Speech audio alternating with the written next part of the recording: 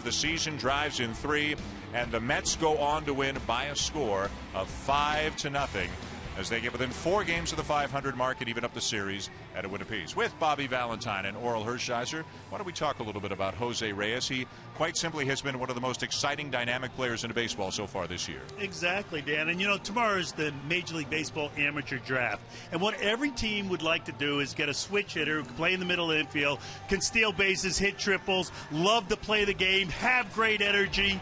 And you know who that is? It's Jose Reyes. And the Mets have him right now in the prime of his career. And they're going to make an offer for him to keep him here and have him be part of this team for the future. I hope that that could happen because I think that this kid is just scratching the surface of what he could do in his career. And you can see where he ranks in so many different offensive categories among National League batters. Going to be a tough matchup, though, for him tonight because a real tough competitor is on the mound for the Braves this evening, and right-hander Tim Hudson. He is a tough competitor, 4-4 with a 3.75, and Tim Hudson has a different theory about pitching.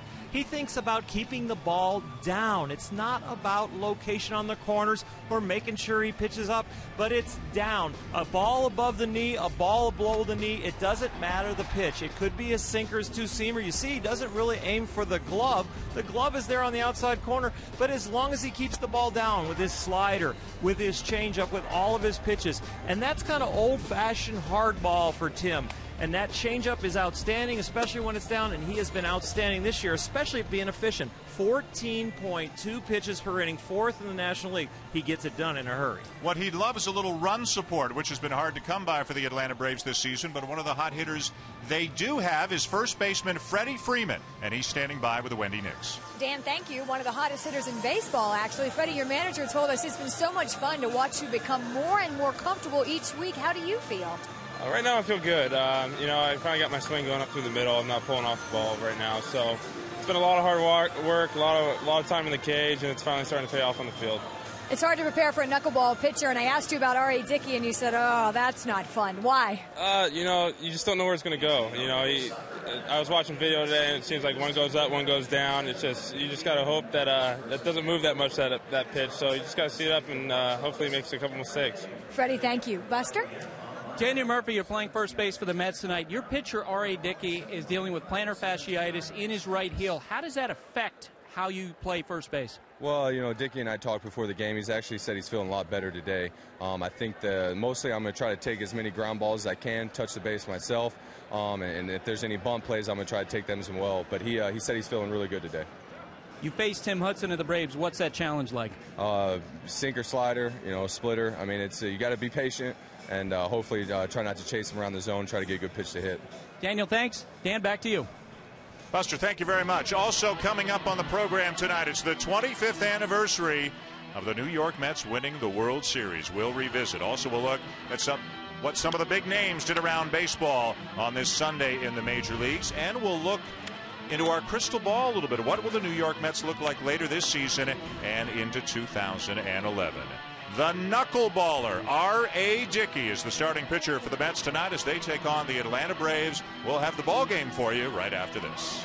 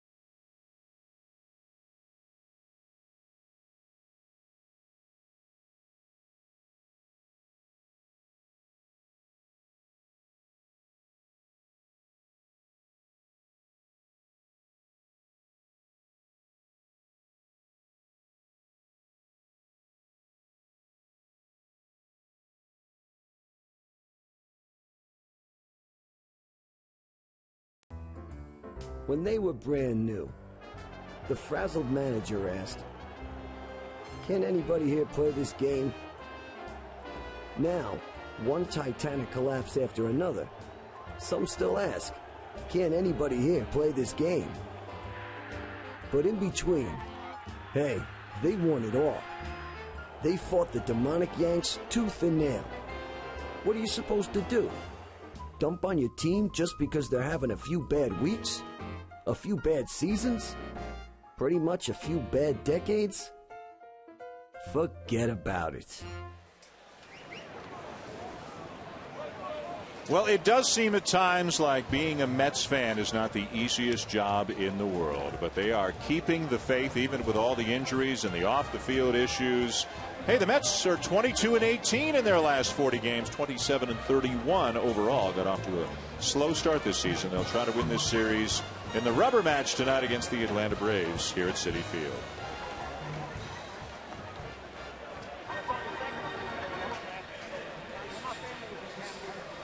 Schaefer, Gonzalez, and the umpires meeting. Fielded Culbreth, who's the home plate ump. Gary Cedarstrom, the crew chief at first. Lance Barksdale at second. Alan Porter at third, with Atlanta coach Carlos Tosca and Mets manager Terry Collins all gathered at home plate. Freddie Gonzalez is the first-year manager of the Atlanta Braves. A coach before he became the manager in Florida, now back with Atlanta, succeeding the legendary Bobby Cox as skipper of the Atlanta Braves. And here's the Atlanta Braves starting lineup now, brought to you by Taco Bell. Jordan Schaefer is back after suffering a fractured sinus, bunting a ball off his face a couple of nights ago. Alex Gonzalez at short. Martin Prado with third base. Chipper Jones out of the lineup tonight. Brian McCann catching and hitting cleanup. The hot Freddie Freeman at first base, batting fifth. The not as hot as they would like him to be, Dan Ugla at second base, batting sixth. They need him to get going. Eric Hinsky, another big hit on Friday night. He's in left field, batting seventh. Joe Mather in right field, batting eighth for the injured Jason Hayward. And the starting pitcher and number 9 hitter for the Braves tonight is 13-year Major League veteran Tim Hudson. On the mound for the New York Mets is a man who in 2005, while with the Texas Rangers, was told by his pitching coach, maybe you should think about becoming a knuckleballer. His pitching coach was Oral Hershiser. Well, R.A. Dickey has a past as a #1 draft pick and then taking a signing bonus from $750,000 or so down to $75 because they found no ulnar collateral ligament in his elbow. That dropped his bonus in a hurry. But I'll tell you what, his knuckleball has come along since he lost his fastball, and he is a solid big league pitcher. 75% knuckleballs, 20% fastballs. Those are mostly when he's behind in the count. When he's behind the count, he throw about 50% fastballs, and you can see a slider every once in a while. But all in all, he's a knuckleball pitcher. He's dealing with a painful case of plantar fasciitis, inflammation in the heel of his right foot. He suffered it on May the 26th, 2 starts ago. He stumbled attempting to cover first base on this play, and apparently it is just a shooting pain that if you haven't had it, you can't believe how painful it is. He describes it as a burning sensation in his right heel. I'm sure everybody who's had it knows exactly what I'm talking about. You can see how difficult it is for him to walk. This is just 2 starts ago, but he's back on the field, and we'll see if the Braves maybe drop some bunts down, make him work out there to see how mobile he is tonight. The defense behind Dickey this evening for the Mets. Jason Pridey in left field for the struggling Jason Bay. Angel Pagan in center, and Carlos Beltran manning right field. Justin Turner's been a very nice story for the Mets. He's at third base again tonight. David Wright out with a stress fracture in his back. Jose Reyes at short. Ruben Tejada at second. Daniel Murphy, who's on a tear right now with the bat, he's at first. And Ronnie Paulino will catch R.A. Dickey. We talked about Murphy at first base. His best position is the batter's box, right? Exactly. He's a hitter with a glove on down at first base, replacing Ike Davis, who went on the disabled list on May 11th with a sprained ankle. Ike Davis thinks that ankle's broken. It's not healing at all. He's making no progress, but old Murphy's ready to swing the bat any time of the day. So here's Jordan Schaefer. Told you about the injury, the non-displaced sinus fracture. As he takes the first pitch in for a strike. Trying to bunt a ball a couple of nights ago, and it hit down near the knob of the bat, bounced right up and hit him in the face. And visually, if we can get a look under the batting helmet there on the right side of his face, it looks like he's got a shiner. he fouls it off 1-2. Not a very common injury, and he feared, Bobby, when it happened, it might have been something much more serious. Very often you'll see the ball go off the plate, Earl, and then back up into the face of the hitter when they're trying to bunt. This one went from the back right into the cheekbone. Ground ball past the mound to his right. Tejada on to first in time to get Schaefer.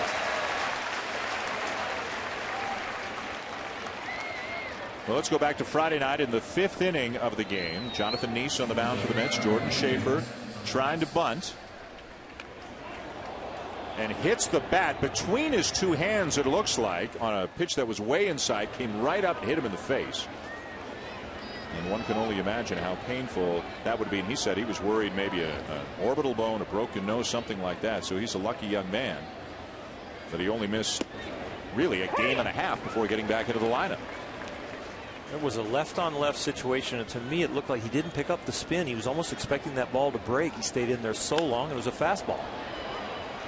Alex Gonzalez lifts a fly ball to center, quickly 2 down. Well, while you're watching tonight, you can follow Buster Olney and Wendy Nix on Twitter. Also like us on Facebook at facebook.com/ESPN Baseball Tonight. We'll be checking in with Buster a little bit later on in the telecast to get his thoughts on the upcoming amateur draft, which begins tomorrow and runs through Wednesday. 2 down, nobody on for the Braves here in the top of the first, and the batter is Martin Prado, who put on a show 1 week ago down in Atlanta when we saw him last Sunday night. Tonight he starts at third base. Chipper Jones getting a night off. So Prado, who's a natural infielder, moves from left field back into the infield. With that knuckleball from R.A. Dickey, that's a much different knuckleball than we saw a couple of weeks ago from Tim Wakefield. Yeah, as it started to heat up and the weather gets a little warmer, R.A. tells us that, you know, a little breeze in his face, maybe a little humidity in the air so he can feel the ball.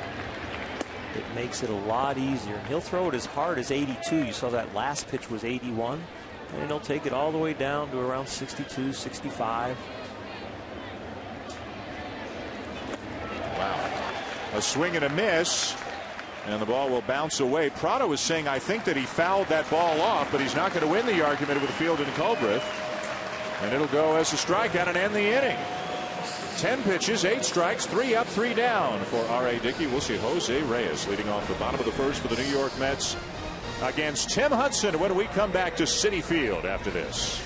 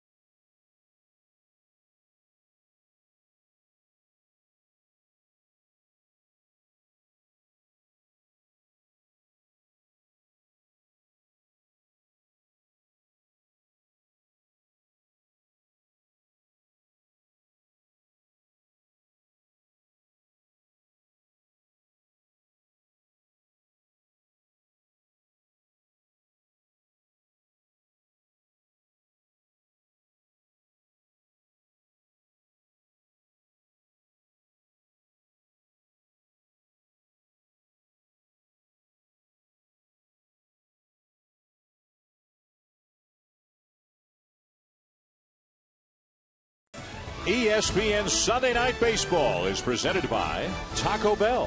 Think outside the bun. And in part by One A Day Men's, the official multivitamin of MLB, specially formulated for men. No score. The Braves go in order in the top of the first. Here come the Mets in the bottom of the first at Citi Field, led by their dynamic shortstop, Jose Reyes, who's having some kind of a season. Here's a look at the Met lineup presented by Taco Bell. After Reyes, it'll be Justin Turner. What a pleasant surprise he's been. Starting at third base again tonight. Carlos Beltran batting third in right field. Daniel Murphy hitting cleanup and at first base. Remember, Ike Davis is on the DL. Angel Pagan batting fifth in center. Ronnie Paulino hitting sixth. He's the catcher. Jason Pridey in for Jason Bay tonight. In left field batting seventh. Ruben Tejada at second base batting eighth, and R.A. Dickey, the pitcher, is batting ninth. Tim Hudson is on the mound for the Atlanta Braves. We are ready to go here in the bottom of the first as Jose Reyes steps in. And a fastball is in over the inside corner for a called strike. And check out the numbers on Reyes, second in the National League in batting and in stolen bases. First in hits, first in triples, and first in probably being the happiest guy in the National League because he is healthy and able to play. Terry Collins just loves the enthusiasm, the energy, and he says good luck telling Reyes that he needs a day off. You cannot get this guy out of the lineup right now.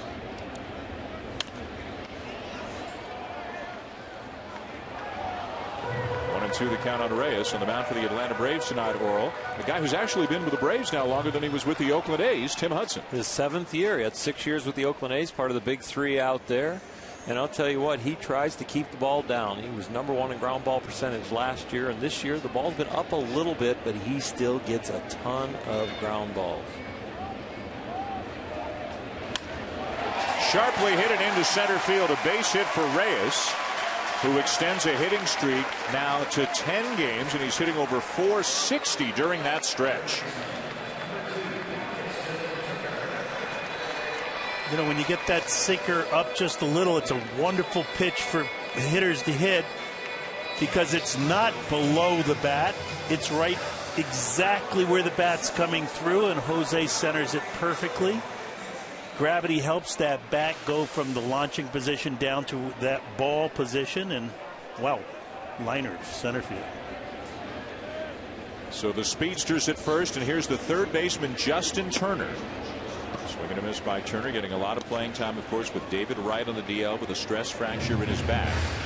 And all Turner has done is win Rookie of the Month in the National League in May, driving 20 runs in his last 20 games, and he leads all National League rookies in batting average this season.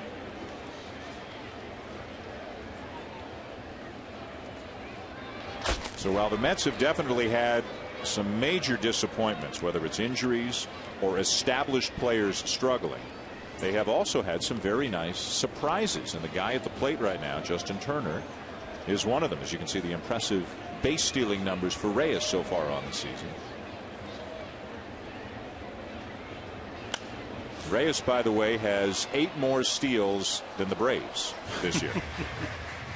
And Dan, it's interesting that Turner's batting second. He's had such a great month, as you said, hitting .312, leading all rookies in hitting. But his style of hitting is with a large leg kick. And with Reyes on base, he's going to get the quickest move Hudson has to the plate, which negates his leg kick and really doesn't do the kid justice. Down in the order, he'd be able to get his full swing at the ball. Fights it off. The count remains 0-2. Bobby, you are so right. Tim Hudson is 1-1 right now with his slide step, and you think about the leg kick and the height that he has from the windup and how you can time that. And as we talk about, pitchers have to change their mechanics from the stretch. Maybe hitters have to change it a little bit when the pitcher is in the stretch. Exactly. Just that he's going so good without changing his leg kick. Now batting second, he's abbreviating it. Going. Ball bounced to third, and the only play for Prado is to first. One down and a man at second. And that was a run and hit with 2 strikes. Reyes thought he had a good enough jump to steal that base. Turner was swinging to protect the plate, not to protect the hitter. Put the ball in play and advanced the runner on 2 strikes. He had a good jump. Turner's just doing what he could do to keep away from a strikeout and throw him out at second. So now we have a man on second. 1 out.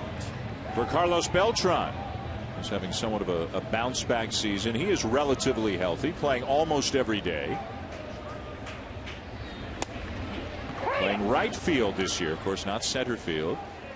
The knees aren't what they used to be, and the speed, of course, isn't what it used to be. But there's some production there. 9 homers and 33 RBIs, as you saw for Beltran, who's in the last year of his big 7-year contract.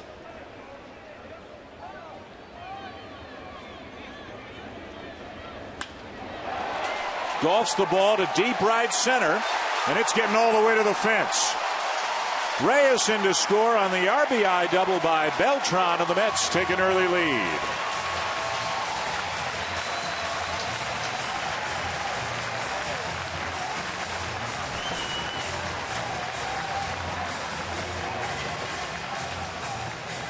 Carlos Beltran has killed Tim Hudson over his career. He's hitting .366. You know why? He's a great low ball hitter from the left side. No matter if it's going to be a changeup or a fastball, this is a split finger that he is slightly out in front of, but still has the balance and the drive to drive it into right center.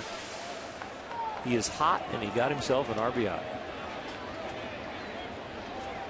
Here's Daniel Murphy.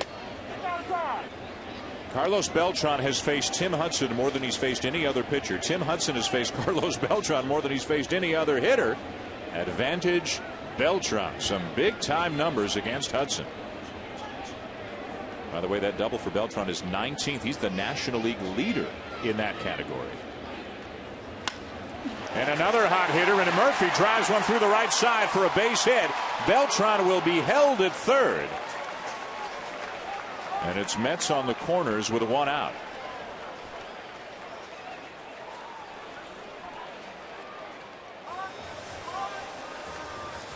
Terry Collins was telling us how Beltran uses his speed when he needs to. And here's another ball down in the zone for a left-handed hitter who just allows the gravity to bring the bat down to meet that ball. You're going to throw it low, and it's going to sink. It's got to sink out of that zone. It's staying in the zone, Earl, and it's getting tattooed when it does.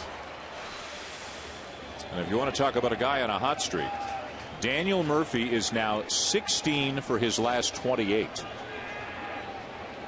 And hitting over 300 on the season. The Mets looking for a big first inning. Here's Angel Pagan.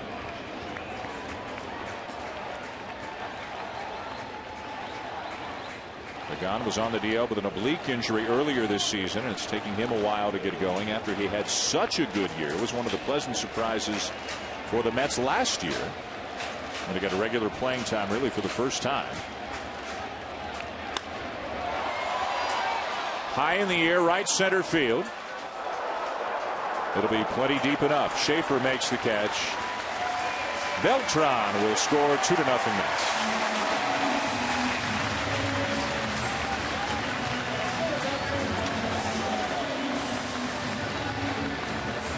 I was talking to Angel Pagan before the game yesterday, and he said for the first time he really feels 100%.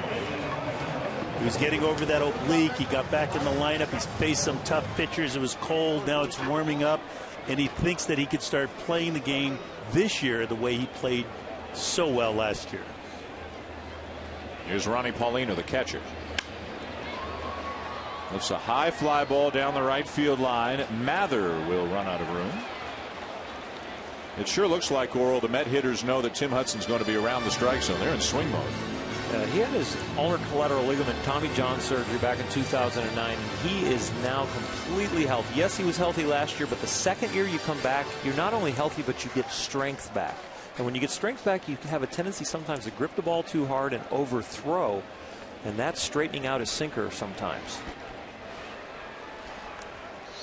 A terrific competitor, Hudson, a 20-game winner early in his career with Oakland, a 3-time All-Star. Facing Paulino in his first year with the Mets, a former Pirate and Marlin. 0-2.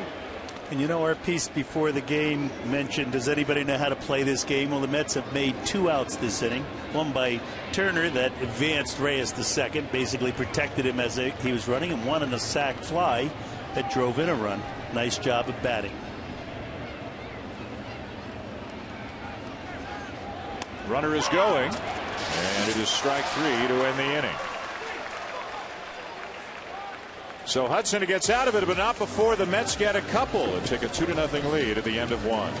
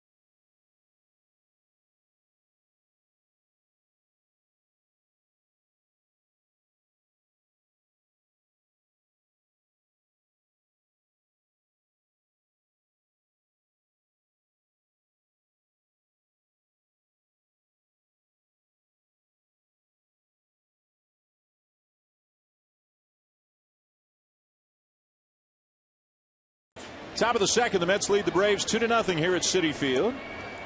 And Brian McCann, the Atlantic catcher, looks at a knuckleball in for a strike from R.A. Dickey. After McCann, it'll be Freddie Freeman and Dan Uggla for the Braves.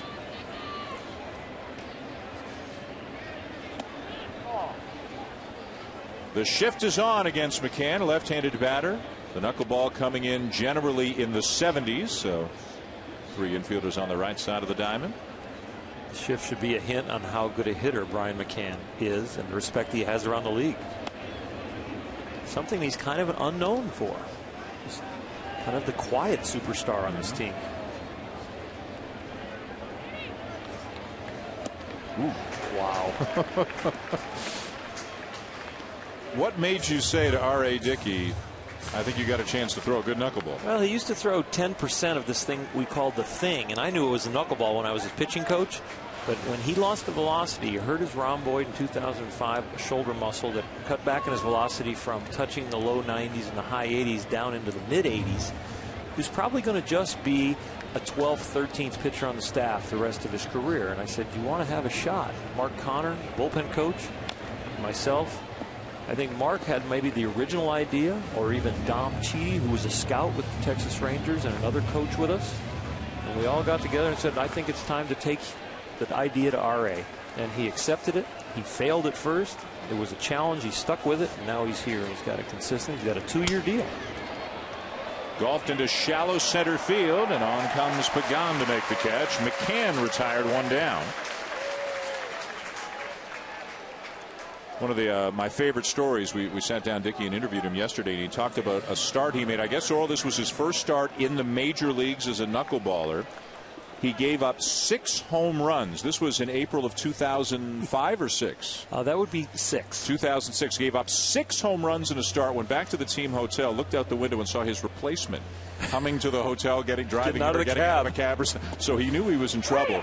He was sent down to the minors after that start in 2006. He didn't resurface until 2 years later in the majors with Seattle. So this is a guy who's paid his dues. Unfortunately, his wife was with him and was able to agree with him and convince him not to quit.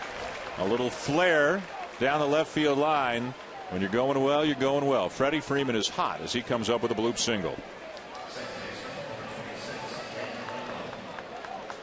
Freeman was 0 for 4 last night, but still one of the hottest hitters around right now, hitting over 380 his last 18 games and up over 270 overall on the season. The same cannot be said, Bobby, for Dan Uggla. No, he's not hot, has not been hot this entire year, and the knuckleball might be exactly what he needs. He should just go up there and freewheel it. Think it's a fastball every pitch and try to hit it out of the ballpark. I mean, when you're guessing, and he's been guessing all year and been guessing incorrectly, you get a knuckleball pitcher, and you don't have to guess. It's like it's going to be a fastball every pitch. Here comes the knuckleball. All I have to do is time it and center it. So one of the decision-making processes is out of the equation. Out of what it is. Exactly. Now all he has to do is figure out where it is. Clear the launching pad and let it launch, but in the past he hasn't been doing very well.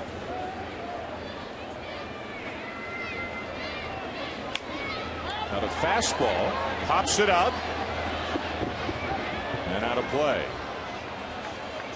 When R.A. Dickey falls behind in the count, about 57% of the time you have a chance of getting a knuckleball. Well, the other 43% of the time you're probably going to get that fastball, and he can still get it up there about 85. So if it's coming on the heels of a slow knuckleball, let's say one around 62 to 65, he's changing speeds 20 miles an hour on you up.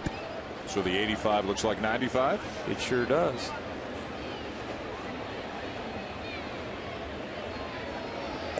It looks like 85, but you react like it's 95.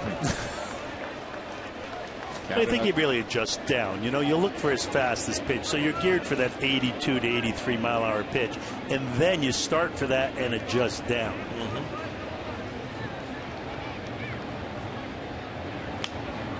And another fastball on 3-1 and pops it up. Murphy, the first baseman, for the second out. Charlie Huff used to call that his blazer. He would throw that 84-mile-an-hour right down the middle in the 3-1 count and watch guys overswing and pop it up just like that. Even though Ugla has a very bad mechanic going right now with his front foot. We'll get into that later in the game. I'm not surprised that he's hitting 170 with that swing. 2 down at first is Freeman. 2-0 Mets. Top of the second, and the batter is Eric Hinsky, the left fielder. First pitch fastball, and he fouls it back. Hinsky had a big home run on Friday night, gave Atlanta the lead in the 9th inning. They would go on to win 6-3. And getting some pretty regular playing time for the Braves. And performing, coming up with big hits. You can play him in left and right. At first, in a pinch, you can play him at third, which is where he played when he came up at the beginning of his career. Bring him off the bench, whatever you need. And most people who watched him this year with Atlanta and last year say that his body fools you. It doesn't look like he's a good defensive player, but he actually makes all the plays at all the positions. And he could swing that bat. He has great hands and eye-hand coordination, especially as a fielder and as a hitter. It's just the slow foot that fools you as far as the range. But whatever he gets to, he does a really good job with. As we discussed last week, he's one of these guys the playoffs have the habit of following him around. He and Orlando Cabrera, I think, are the 2 guys we were talking about last week. And seem to wind up playing in October just about every season, even as they keep switching teams. Fly ball to left. Friday back. Inning over. To the bottom of the second at Citi Field. The Mets up 2-0.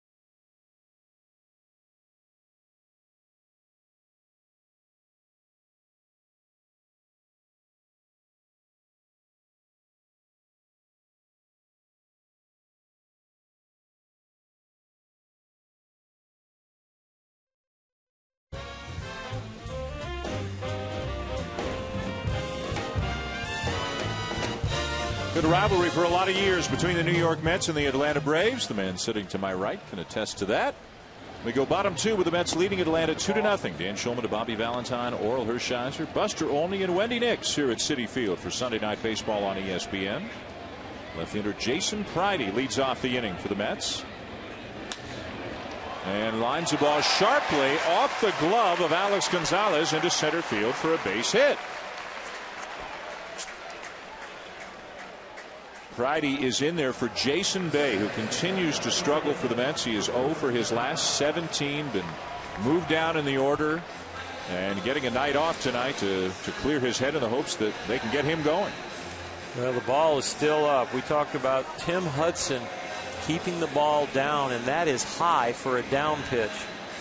Gonzalez makes an Olay swipe at it, tried to pick it, knowing he was going to be going to his legs. He needed to get it clean so he could hop up and throw, and the ball scooted into center field.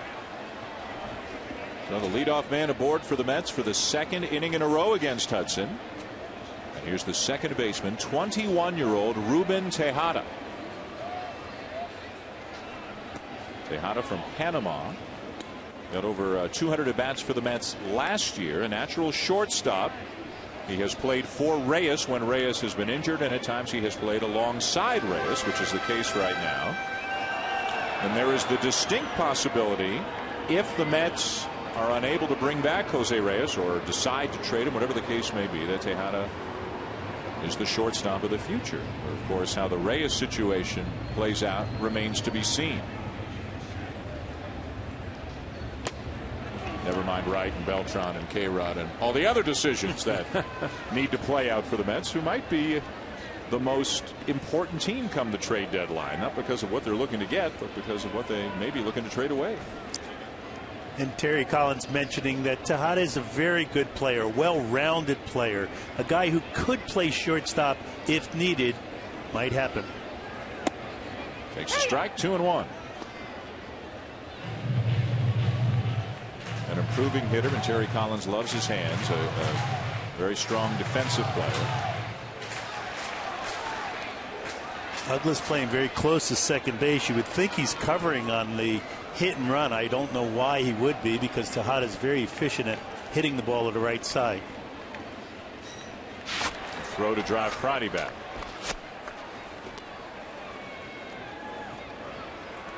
Atlanta won on Friday night 6-3. The Mets last night won 5-0. The two teams will meet a week and a half from now down in Atlanta. There's a gaping hole on the right side against a sinker ball. You want to inside out it and shoot it in the right field. Let's see if he can.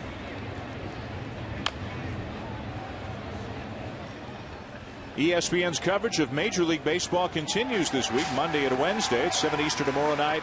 It'll be the Dodgers in Philadelphia to take on the Phillies.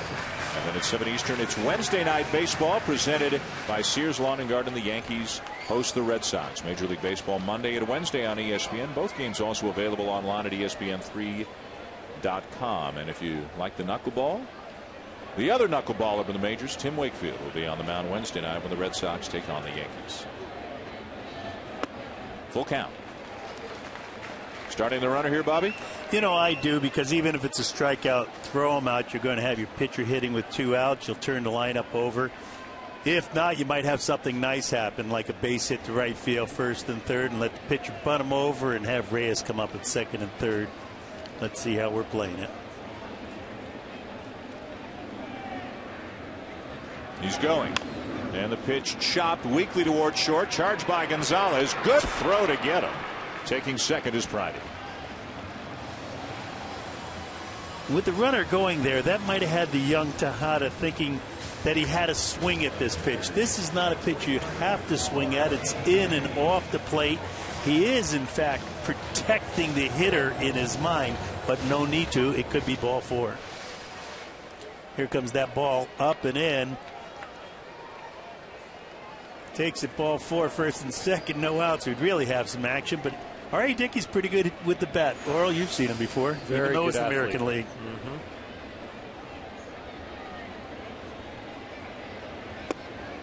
And a swing and a miss, 0-1.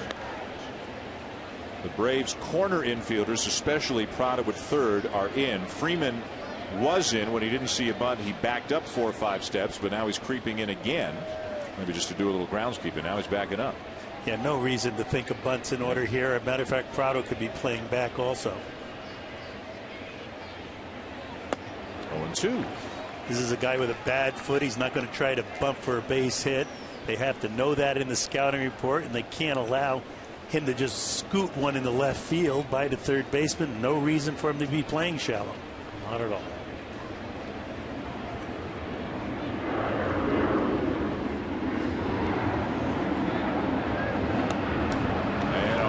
pitches. Hudson takes care of Dickey. Do you think the audience hears the airplane right now? Because Bobby has a story about a man on second and planes going over Shea Stadium with 2 outs. Get into it, Bobby. Well, he's off the mound right now. As a matter of fact, when I was coaching third base back in the early 80s for the Mets, and these planes would go over, I knew that the runner could not hear my voice. So I implemented a pickoff when we were on defense. Ron Gardenhire was the first one to get a guy on second. And then when I became a manager, it was an automatic. Planes overhead, pickoff at second. Here's Jose Reyes. And for those of you who have not been here to Citi Field or Old Shea Stadium, you are right in the flight path. And so when the plane goes over, you can't talk to somebody 5 feet away from you. More or less a third base coach yelling back from the third base coaching box to second base. We got some people until the word got out around the league after about 1998. You traded too many people away.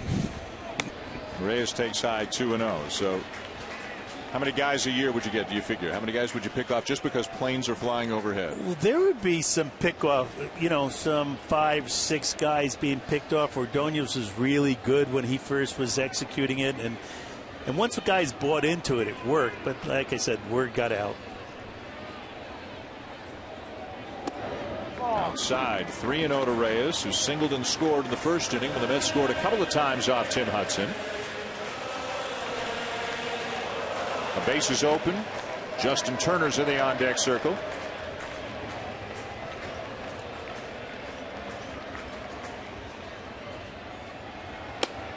And he walks him. An unintentional, intentional walk right there to face the young man in the 2-hole that's a right-handed hitter instead of the hot Jose Reyes. And Tim Hudson wants to get a little better. We say he likes to pitch down. The fastball has been down, but it's been up to Reyes there. And then the changeup wasn't quite enough depth and movement on it. The fastball in, when they know you're going down, it's got to be a quality pitch. And so even when it's down, but it's slightly up for Tim Hudson, the hitters know he's going there, and it's a little easier to hit if it doesn't have that depth and that movement. The Mets with a couple of runs in the first inning, a base hit and a walk, 2 on 2 out here in the bottom of the second for Turner, who grounded out his first time up.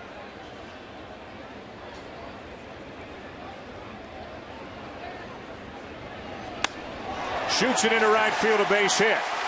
Priddy around third, getting the wave. Mathers throw up the line a bit as the run scores, and the Mets lead 3-0.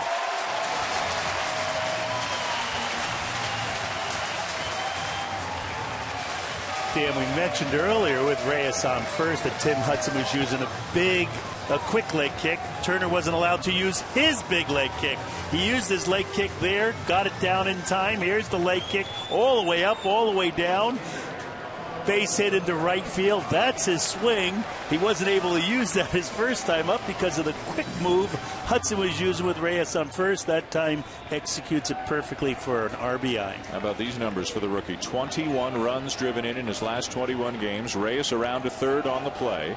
And the batter is Beltran, who doubled in a run his first time up. You had a young player named Benny Agbayani that had a leg kick like that tried to, when guys were in their stretch, to actually start that leg kick early and hold it. Yeah. Remember that? Absolutely. Yeah, almost have to do that if they're going to use it.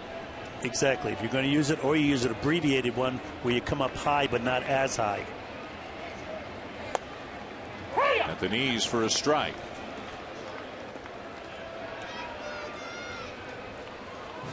Terry Collins telling us that Carlos Beltran said to him when asked about taking a day off, without David Wright, without Ike Davis, that Beltran doesn't want to come out of the lineup. This is a guy who has been out of the lineup a lot in recent years, but again, relatively healthy right now, and he's become a very productive bat for the Mets, who need it. David Wright with a stress fracture in his back, at least 3 more weeks until he even begins baseball-related activities.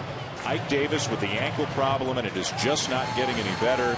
Those are 2 of your core hitters, and Jason Bay, who's supposed to be one of your core hitters, not swinging the bat well at all right now. Exactly, Dan. And talking with David Wright before the game, he is extremely frustrated. He has no idea what to do. He's only been on the DL one time. That was with a concussion. Right now, he's miserable. 0-2. One of the issues for David Wright is that even after he suffered the injury, and that was back in April on this play, trying to tag out, succeeding in tagging out Carlos Lee at third base, suffered a stress fracture in his back, played for about 3 more weeks after that. In pain every day. Yep. Until he was diagnosed with a stress fracture almost a month later, May the 18th. Breaking ball gets away, runner coming home. Safe at the plate is Reyes. Turner to second, 4-0 Mets.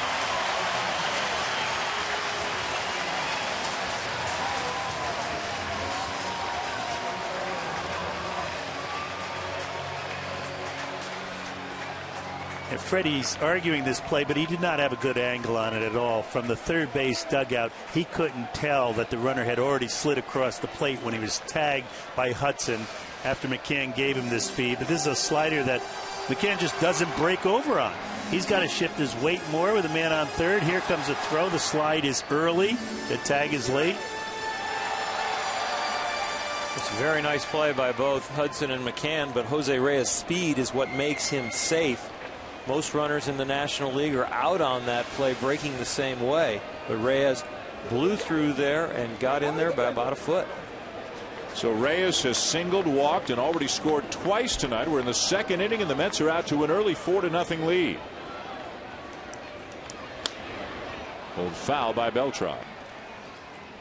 Well, as you well know, with that man on third base and a pitcher who has a slider that goes down and a split that goes down, the coach always says, be alive for the ball in the dirt. Anticipate the ball in the dirt. You have to read that ball as it's coming in, as Jose did. Be landing on your right foot as the ball is in the hitting zone. As it approaches the dirt, you have to be off. Great job of running by Jose. It's a pretty good player.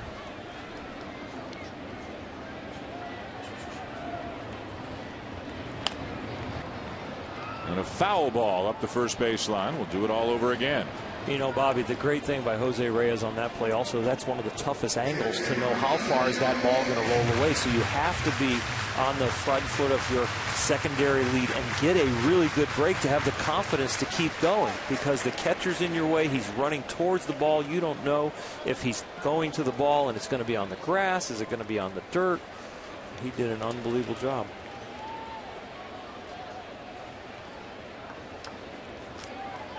And Dan, I throw that over to Earl because he was a pretty good base runner.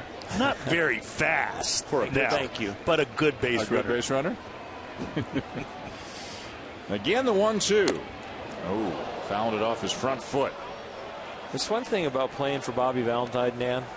You knew it was going to be about details. So if you want to keep the manager happy, details. And Beltran in some pain. Here comes the trainer for the Mets. That might have been off the inside of his back knee. That's where he has very little cartilage. Last thing they want is something off the knee, and it looks like it went right down. Oh no, ankle time, huh? High front ankle, looks like. Just to the inside of where that shin guard is. Wear the shin guard and not have it help, huh?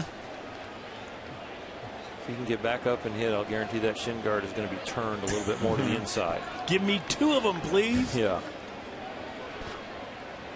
You know, another guy whose future with the Mets even later this season is in doubt, as we mentioned, at the end of a 7-year deal, and everyone expects that at some point this year Beltran will be one of the players that the Mets try to trade away as they build toward the future, and maybe more importantly just reduce their payroll. Everybody knows about the off the field financial issues that the Mets are having, and even Sandy Alderson, their GM, has said their payroll next year is not going to be what their payroll this year is. Jason Bay on the bench tonight for the Mets. He's got a big contract in the second year of a 4-year deal. David Wright making a big money. Johan Santana still out after shoulder surgery, making big money. But, Dan, let's be realistic. This is New York. This is the biggest market in the United States of America. This is a beautiful baseball field, and this is the major leagues. So let's not be delusional and think that this is going to be a $60 million franchise. Right. Whomever it is that is running this team, and I believe it's going to be Fred Wilpon. I know we have David Einhorn, who's possibly going to be a minority owner coming in, but whomever it is going to have a high payroll. It might not have to be the highest, but it's got to be one that matches this market. Met fans appreciative of the fact that Beltran is going to stay in the game.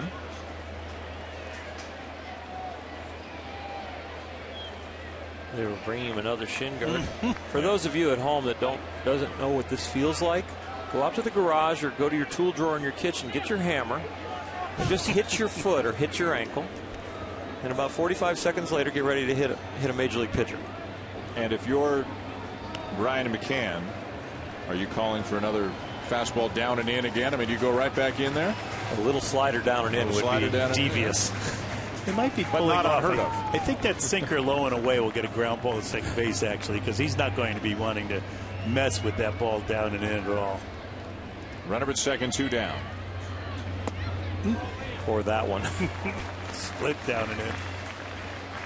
Doesn't want to mess with that. Every catcher knows what that feels like. Every catcher knows what you don't want to do as a hitter, so they go right there.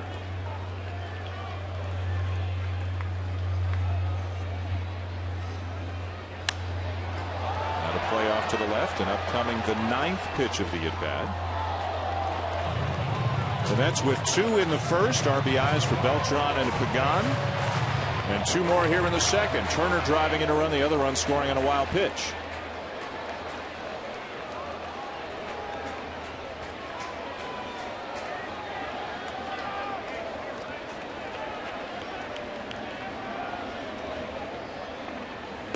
Breaking ball down and in, full count. McCann actually shifted on that ball, Oral. He did not with the man on third. The slider with the man on third got by him. A run came in. Now with the man on second, he shifted his weight, got his body in front of that ball, made a good pick. Trying to do some repairs on the original Beltran shin guard. Mike Herbst, their trainer. Down and in, swing and a miss to end the inning. The Mets get 2 more at the end of 2. They lead Atlanta 4-0. A BBTN update is on the way.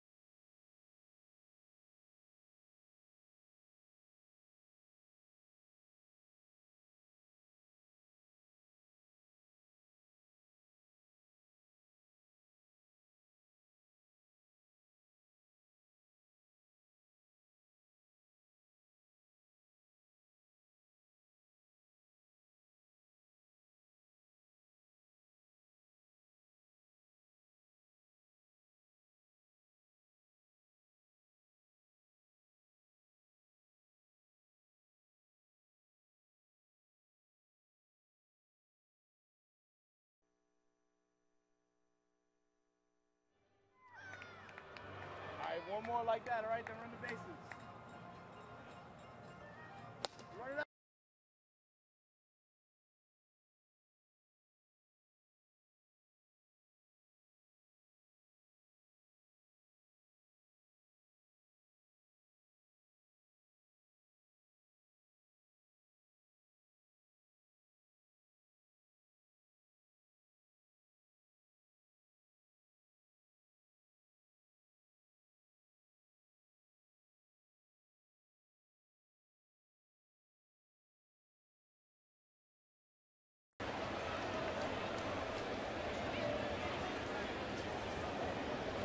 Not a bad day's work, Carl. Thank you very much. 4-0 Mets, top of the third over the Atlanta Braves. All right, Dickey missing outside of ball one to Joe Mather. Changes for the Mets. Willie Harris enters the game into left field. Jason Pridey moves from left to right. Carlos Beltran is out of the game. And a swing and a fly ball to left. Harris gets tested right away, and Mather is retired. If you weren't with us in the bottom of the second, Carlos Beltran fouling a ball off the inside of his right shin. And 2-3 minutes probably. Was looked at by the trainer, tried to deal with the pain, finished the at-bat by striking out, and then left the game, struggling to make his way down the stairs and up the tunnel into the Mets clubhouse. Dan, that's a line drive off the bat that travels about 6 inches before it makes contact. That's an owie. It's going to leave a mark, too. That's an owie. That's a technical term. Yes. and it can be a bruise. Who was it? Was it Danny Tartable who broke his leg on a play like that many years ago, right? Yes. Jermaine Dye also suffering the same fate. Hudson, did he go? No, says Gary Cederstrom at first. 2-1.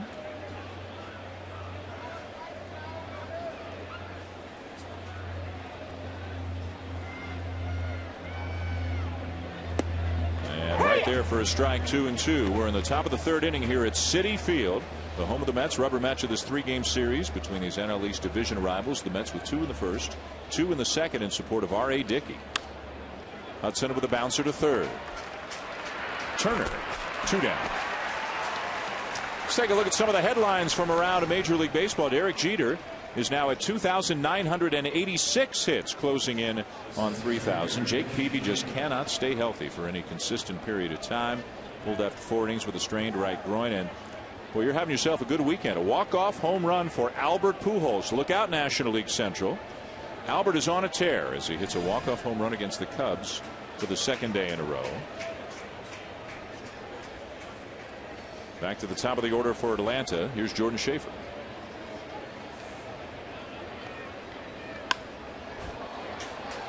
And a fly ball to center. An impressive start to the night for R.A. Dickey. 3 shutout innings. He's given up only 1 hit. So the Mets have a 4-run lead.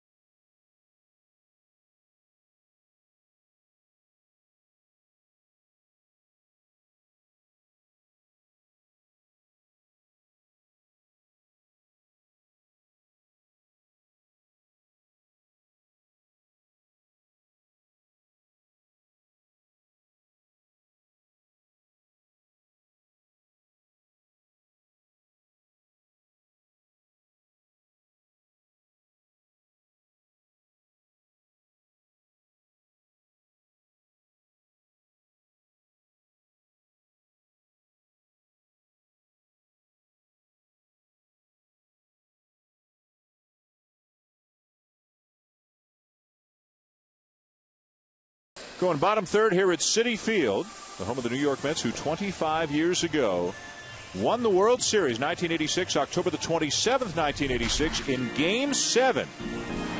Ray Knight homering off Calvin Schiraldi in the 7th inning to put the Mets up 4-3. In the 8th inning, Darryl Strawberry with a home run. Just watching him swing gave Oral the sweats this morning in our meeting. And then Jesse Orozco striking out Marty Barrett for the final out. The Mets win 8-5.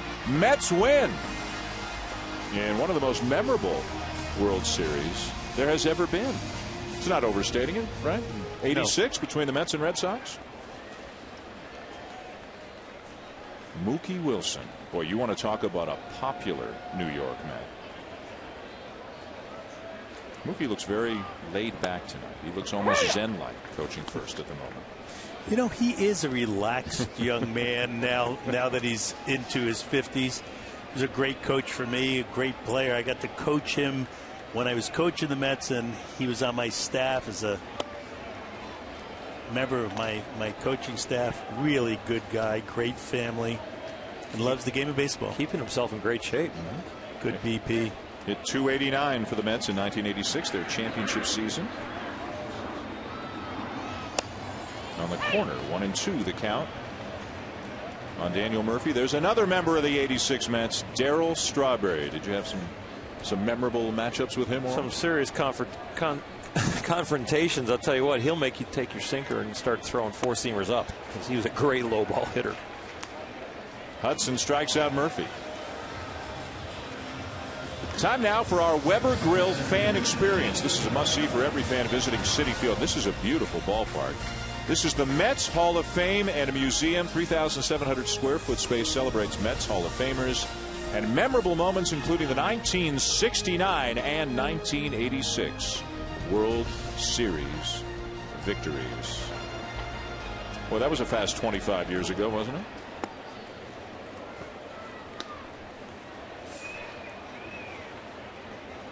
It's a Darryl Strawberry autograph. Sure is. That's a good-looking autograph. Angel Pagan is the batter. Had a sac fly in the first inning. That guy worked for that autograph because Darryl Strawberry's sitting down by the benches and home plate, and that helmet's out in center field. Straw has a restaurant now, a couple train stops from here. He's really straightened out his life and doing a great job in the community. Bouncer to first. Tricky hop for Freeman. To the bag himself, 2 down.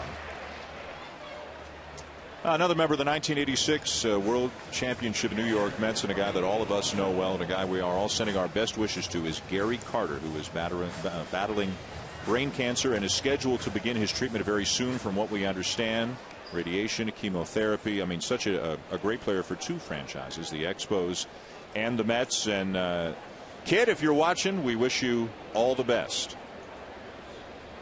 We love you, Gary. Yep. Hoping for a speedy and full recovery for the Hall of Famer Gary Carter. Ronnie Paulino sends one to center field. Just like that, the inning is over. The Mets go in order, and we're at the end of 3, 4-0, with the Mets leading the Braves here at Citi Field.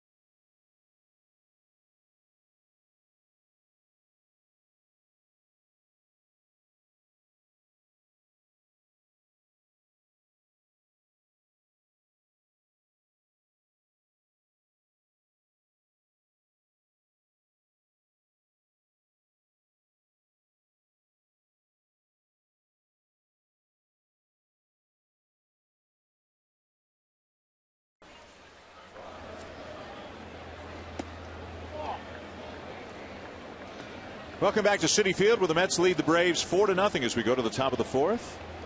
Alex Gonzalez, Martin Prado, and Brian McCann coming up for Atlanta. Gonzalez with a fly ball to center his first time up. Looks at the knuckler for a strike, and that'll leave it up at 1-1. Through 3 innings, R.A. Dickey has given up 1 hit, has not walked a batter. He's got 1 strikeout. Bouncer to short, 3 hopper to Reyes, 1 down.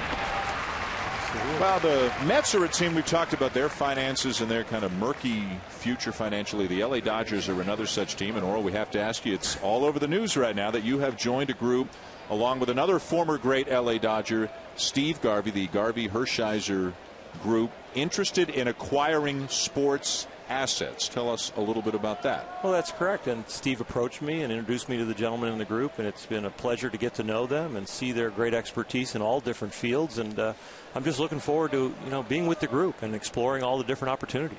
Now, I am not. And I love my job here, and I love being with you guys. That was my next question. Now, I'm not the sharpest knife in the drawer, but you're a former great Dodger, and so is Steve Garvey. And there's the possibility, of course, that the LA Dodgers will be for sale. If the Dodgers come up for sale, is that something you guys are interested in? The Dodgers are not for sale, but you can't separate Steve and the championship years and myself from the Los Angeles Dodgers, and I think that's something we'd have to look at very closely if that ever happened.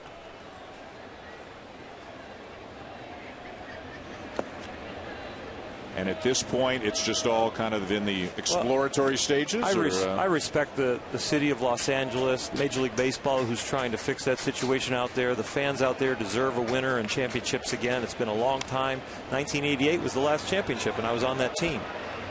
Prado was retired 2 down. And our focus is on assets, though, right now, and just looking and exploring. And I love my job here at ESPN. I want to stay here for 15, 20 years with you guys. So you are saying that an MLB franchise is an asset?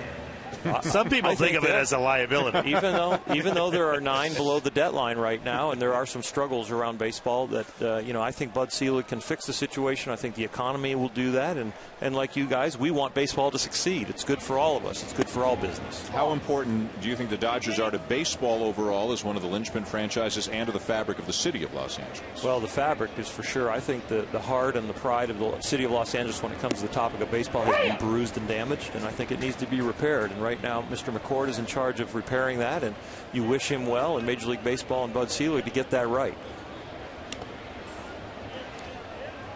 And I think, like you said right there, it's an amazing thing when the Dodgers come to town. They used to put 8,000 to 10,000 people in seats on road games, and they were like rock stars. And, the Lakers are big in Los Angeles now, and the Mets need that same infiltration of energy and players and success.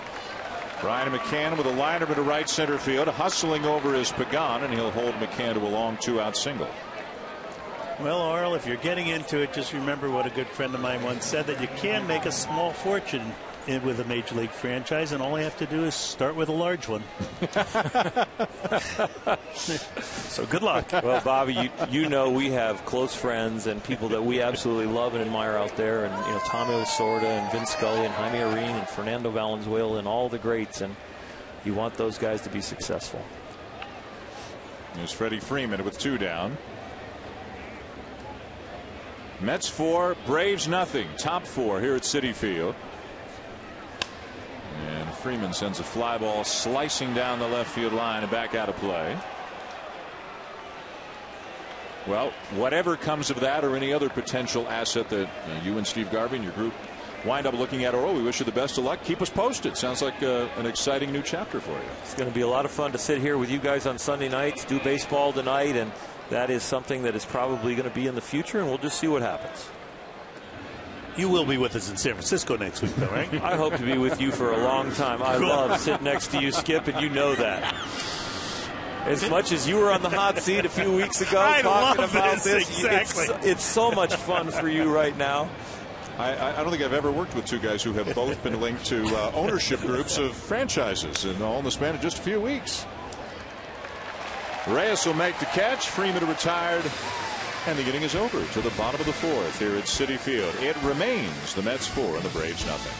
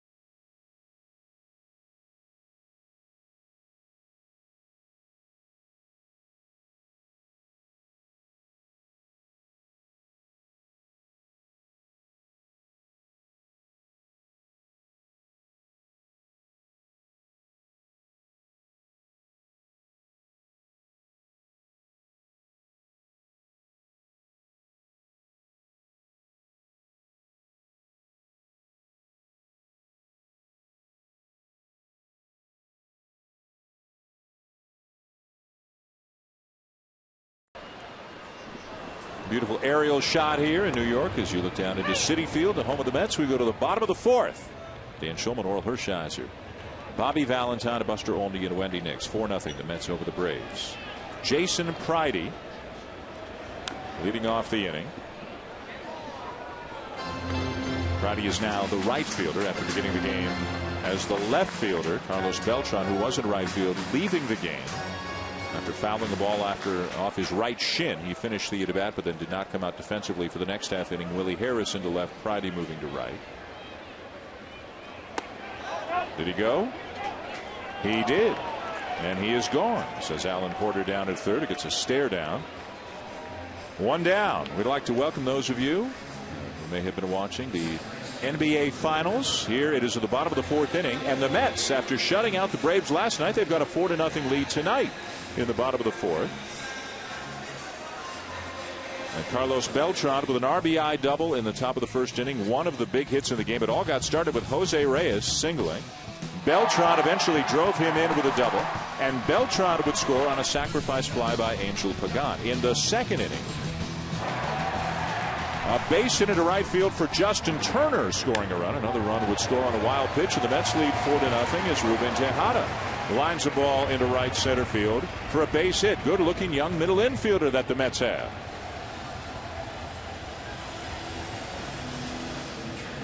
Yeah, they rushed him to the big leagues, but now he's settling in as a big leaguer this year in 2011. And as this pitch comes in, you see that he gets firm on the front side, clears his hands, and shoots his ball in the right center field very nicely, as a mature veteran might approach that same pitch. Here's Dickey. Woo! Oh, wow. Look out. Jordan Schaefer can relate. Well, one of the things that happens for a pitcher, you're trying to charge, and sometimes you'll come out of your mechanics too quick, and that ball runs up and in like that. Tim Hudson didn't do this on purpose. He's coming. I'll tell you what, it is scary. I've had Met images of Dwight Gooden doing that to me. Houston Astro images of Nolan Ryan doing. That is not a lot of fun to be bunting and have that happen. Bunts it foul, the count 0-2. Takes a lot of guts and a lot of gumption to get back in there and to bunt the ball away than the next pitch.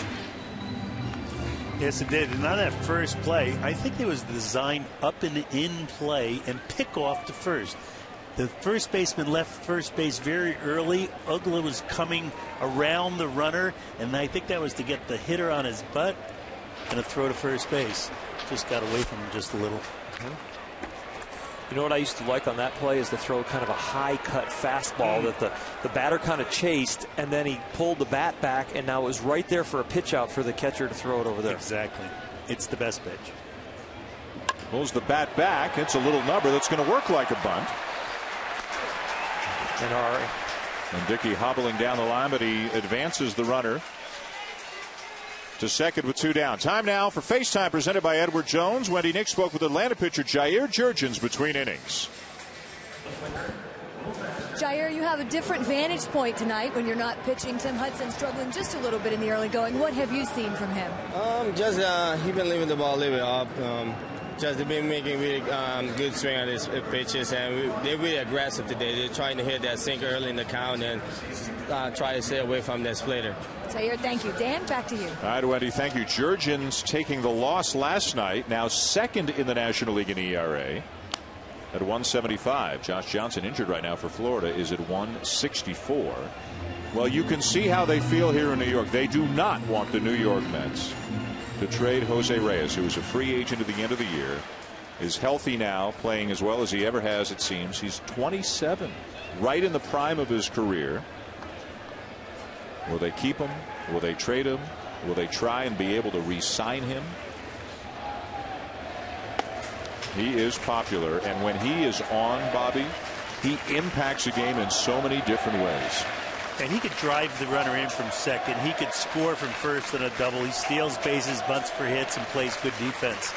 I don't know what more you need in a player.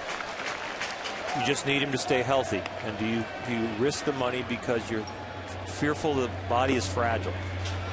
The interesting thing about that, Orel, is he's really only been injured once. He's had a hamstring injury that wasn't treated properly at the beginning, and then it lingered on a while. But he hasn't had injuries over his 7-year career.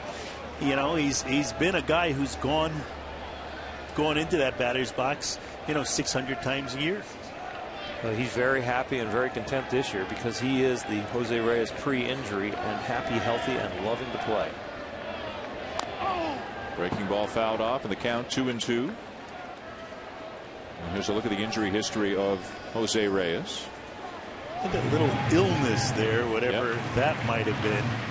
The spring training a few years ago. That thyroid issue. Thyroid issue, yeah.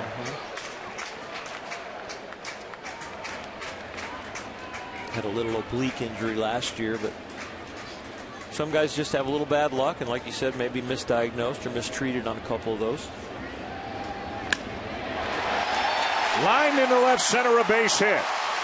Tejada in to score. Reyes on his way to second. Safe.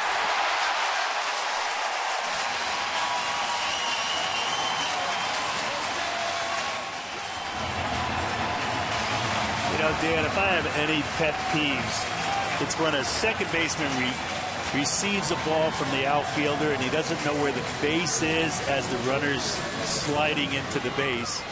And here Schaefer went into left field, threw a bullet to second base, one hop with Reyes diving in. Uggla took the ball and reached for the runner rather than having the runner slide into the tag, because he didn't know where the base was. Consequently, he's safe, even though the ball beat him. What a night for Jose Reyes, and we're only in the 4th inning. The batter now, Justin Turner. Turner has grounded out and had an RBI single. Reyes, meanwhile, has singled, walked, doubled, scored twice, driven in a run. Scored on a wild pitch once in a close play at the plate. And as we mentioned earlier, he's already extended his hitting streak to a 10-gamer. He's hitting .488 over those last 10 games. Dan, if you see as this throw comes in, Dan catches the ball and then reaches back for the runner. Instead of letting that ball come right into the base and turning and tagging, letting Reyes tag himself out. That glove should have been put right in front of the base, and the hand could do nothing but tag the glove. 1-2.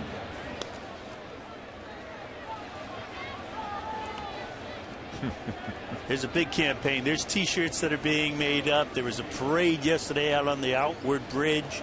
The fans are mounting, and Jose is feeding off of that fan frenzy, playing a great brand of baseball.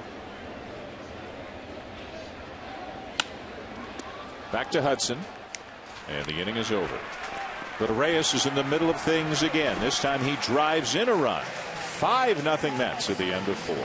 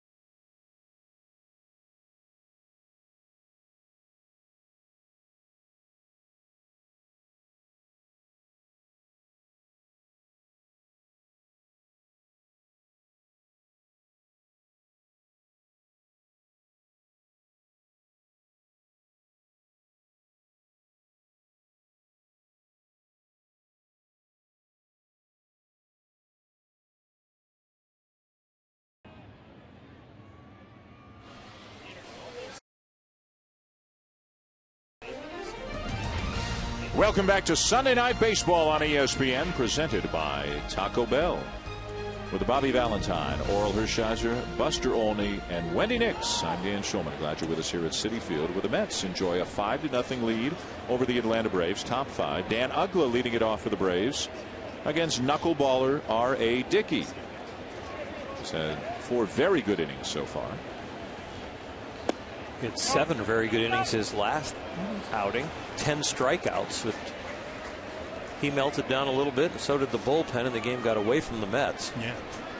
Well, the bullpen has been such a dicey proposition for Terry Collins. He's liable to leave those starters in a little bit longer than maybe his gut tells him to. But Dickey gave up 3 runs in the 8th inning in his last start, and the Mets lost the game. They've had some ugly losses recently, including one against Pittsburgh earlier this week, which led to that post-game press conference you may have seen of Terry Collins. The Pirates had 5 infield hits in 1 inning in the 7th inning, and that led to Terry Collins saying, hey, enough is enough. Yeah, and also had a big win, huh?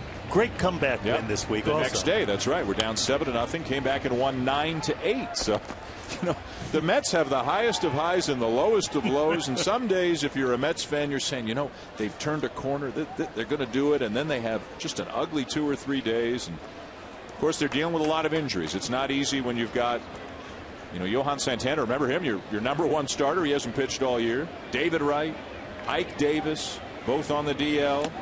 Big swing and a miss, and Uggla's gone. Time now for more FaceTime, presented by Edward Jones. Buster Olney with Terry Collins between innings. Carlos Beltran fouls the ball off his leg. Terry, what have you heard, and what's your level of concern? Well, he got it in the back, in the side of the calf, and you know, in that muscle, I'm really concerned that there's going to be a majority of swelling. But I got him off the field, and we'll get him in some ice, and hopefully we'll keep it down. Jose Reyes, 2 hits, a walk, 2 runs scored, an RBI. How has he handled all this speculation about his future in the clubhouse and around the team? Buster, it doesn't even faze him. It doesn't faze the way he plays the game. He only knows one way, and he grinds it out every single night. He's a dynamic player, and with his makeup, nothing fazes him. Terry, thanks. Dan, back to you. And while we were in the interview, a double for Eric Hinsky to deep right center with 1 out for the Braves here in the 5th. He did a good job with a knuckleball staying on it. I'm not sure how much it moved. R.A. got this ball up for sure, and it just stayed up. You see that knuckleball, the gravity's the only thing that gave that movement. It didn't go left, it didn't go right, and Hinsky did a great job just relaxing through the swing, waiting for the knuckleball at the last moment to make its movement. It never did. He stayed right on it. First time the Braves have had a runner past first base tonight on their 3rd hit of the night. One of the things that knuckleballers feast on is a hitter's tension of trying to find that ball, and what is it going to do, that anxiety. And right there, Hinsky stayed relaxed. The knuckleball didn't move, and he drove it. Freddie Gonzalez, first-year manager of the Braves, looking on. 0-1 the count on Joe Mather, the right fielder. Fly ball, medium depth right field. 2 down. You know, the Braves are in trouble when the Mets break out above 2 runs, and they're really in trouble when Jose Reyes is on his game. The energy that he brings and the momentum that he brings, and the rest of the Mets feast on it. And when he slashes this ball into left center, you see right from the get-go, every stride, he's looking at the ball, but those feet are moving so quick. And that slide, when he gets in there and he gets up and he salutes Mookie Wilson at first for giving him the go sign. It was a co-decision between Mookie Wilson and himself, and he said, "Great call, coach, and let's go." And now with 2 down 5-0, Matt Young, an outfielder, bats for Tim Hudson. And where is Tim Kirchin? Because this might be the only major leaguer the same height as Tim Kirchin. Oh, boy. I can't wait for the next baseball tonight when you guys are both on the desk. Young is listed at 5'8". Timmy is about 5'7.5". Timmy's a tall shooting guard. I think we're disputing whether the 5'8" is accurate. It was the way you pronounced listed. Listed at. But a credit to Matt Young to be here at the major leagues at his size. You know, his entire career, people said, oh, you're too small. Go get a job. Make sure you be a lawyer. Maybe you should be a doctor. He persevered. He's at the big leagues, and it's a testimony to his desire and his ability. And it's also a little shout out to all those players out there who are size impaired, if you will, challenged. Vertically challenged. Vertically challenged, yes. You can play this game at any size. Well, one of them won MVP a couple of years ago in the American League, Dustin Pedroia. Young lifts a fly ball to left field. And Willie Harris scoots over to make the catch and end the inning. Young is retired. We'll go to the bottom of the fifth. 5-0 Mets.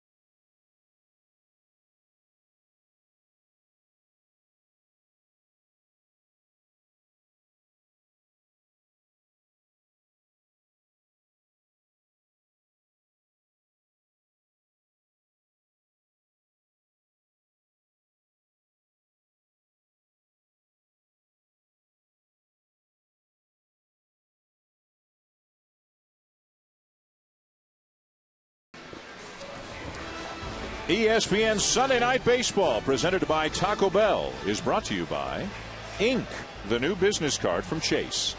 Make your mark with Ink. Bottom of the fifth at Citi Field. Mets 5, Braves nothing. And after leaving for a pinch hitter in the top half of the inning, so we have seen the last of Tim Hudson tonight, as Freddie Gonzalez goes to his bullpen for right-hander Christian Martinez, making his 15th appearance of the season. And some good numbers. 27 innings pitched. He's given up only 16 hits. A good strikeout to walk ratio. Boy, top to bottom, Oral, there's a lot of quality on this pitching staff. And Christian Martinez is a hero on this staff because he protects the guys, the Venters and the Kimbrels, that they want in there when, and the O'Flaherty's that they want in there when they're ahead. And they play so many tight games when they fall behind. He eats innings and doesn't melt down and protects those guys. So that Freddie Gonzalez can use the quality guys and Roger McDowell can use the quality guys when they're ahead, which they are so very often, but it's a thin margin. Willie Harris leads it off for the Mets, his first at bat of the night. Came on after Carlos Beltran left with an injury. And he spanks the ball to right field, a base hit. By the way, the update on Beltran, a bruised right shin, x-rays negative. So that's a big sigh of relief for the New York Mets and their fans. They have a habit of players come out of games with injuries and they say, well, doesn't look too bad, should just be this, should just be that, and then 6 weeks later still hurt. Everything seems to get worse. Murphy's Law, if you will. See what I did there? See what I did? See what I did there? See what I did there? Yeah. Good. Here's Ike Davis, who isn't getting better. But Daniel Murphy, and neither are Dan's jokes, is ruling. That was all right. I liked it. I stumbled into that one. I liked it. Well, thank you very much. Ike Davis, who you saw moments ago in the dugout with a sprained ankle and a bone bruise, and it's just not getting any better. And what a big key. Obviously, you know, we've talked about David Wright. We will again later. But Ike Davis, what a presence he is. Now, Daniel Murphy, to his credit, has come in and just swung the bat incredibly well, getting regular playing time. But Davis is a good hitter, a very good defensive first baseman, and a real presence in the middle of that lineup. If everybody's healthy, it would have a chance, Bobby, to be a pretty formidable group. But they have not had the entire expected opening day lineup healthy one day this year. And that's why I said in baseball tonight that I think Terry Collins has done a very fine job having this team only 4 games under 500. Considering they've lost 6 games in a row, the last 6 games they've lost at home have all been after the 7th inning. That's a major league record. Considering all of the injuries, considering all of the off the field confusion, this team has played pretty well and stayed together here in June. Ball 4. Murphy aboard, 2 on with nobody out.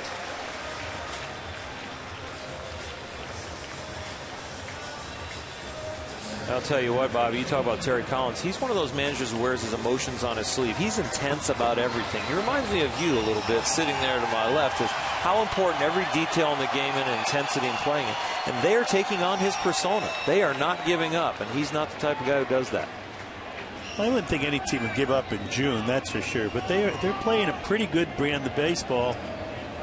From about the first 6 innings. 60% of the time. Yeah, they just have to iron that other 40% out.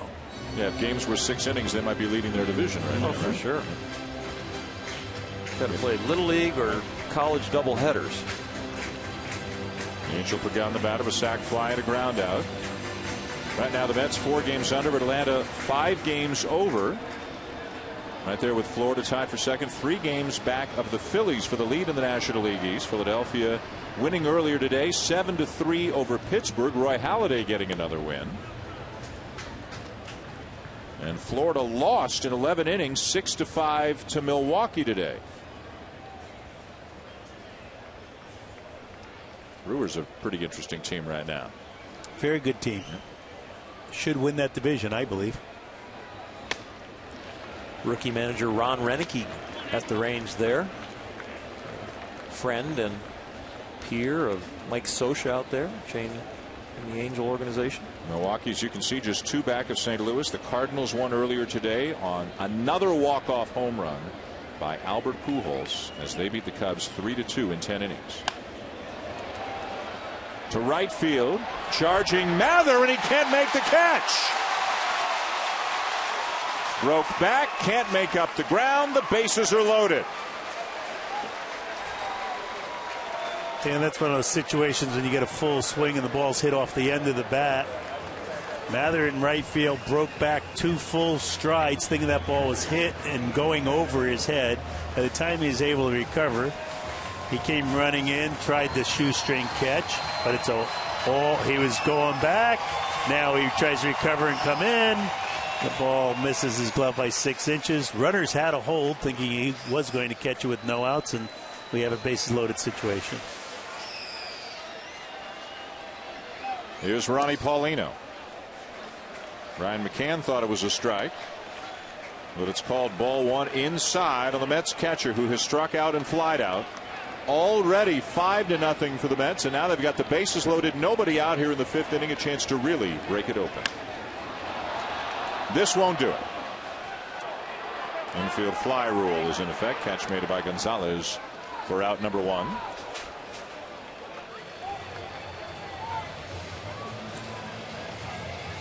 What was really interesting about that, Dan, is that they were playing the infield in double play depth, which means Freddie Gonzalez was going to concede another run, let this game get up 6-0 for the Mets.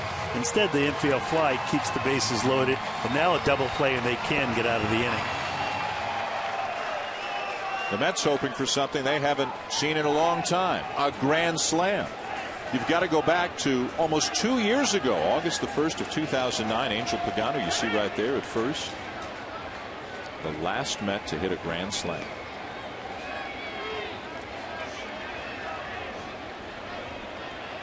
Jason Pridey now. A base hit and a strikeout. Swings over the top of the changeup, 0-1. Did you like Orel in bases loaded or big RBI situations, taking advantage of the expected aggressiveness of the hitter and starting him with an off-speed pitch? I always thought it was important to scout hitters not only when there was people on base, but when there were people on base. And you'll see a first pitch swinger all of a sudden be patient. You'll see a guy who's been patient all of a sudden become a swinger. You have to scout him in both situations. And then you have to find out if guys like to hit with 2 strikes or not, because those guys sometimes are the ones that are real aggressive in RBI situations. They don't want to strike out with a man on third and less than 2 outs, so they're swinging early. 2 balls and a strike. When we get to the end of the year, Dan, I also like to know where guys' incentives are. They do a lot of different things in September when they're really close to incentives. Really? And you can use that against them if you because know. Yeah? Sometimes the teams are out of pennant races and it's all about self-stats, and if there's a man on third and less than 2 outs and they've got incentives for RBIs or home runs or something, they swing a lot more. Shallow right center field, draws a crowd. Schaefer makes the catch and fires it in there. No opportunity for Harris to try to come home. The ball just not hit deep enough. Boy, Schaefer came a long way for that ball, made a good catch and a very strong throw. He's going to be a very good player in this league, I believe, for a long time. Now, this is a pop of about the same depth as the last one, but because an infielder is not making a routine play and Schaefer comes a long way, it is not the infield fly rule. If Uggla gets onto this and it's routine, it could possibly become an infield fly rule. Because the outfielder catches it, no infield fly rule. And that is a rocket arm. You can put him on the mound. I guarantee that's 92, 93. So now the bases are loaded with 2 outs. And here's Ruben Tejada, who has grounded out and singled and scored. What a job this would be by Christian Martinez if he can get out of a bases loaded, nobody out situation here in the 5th.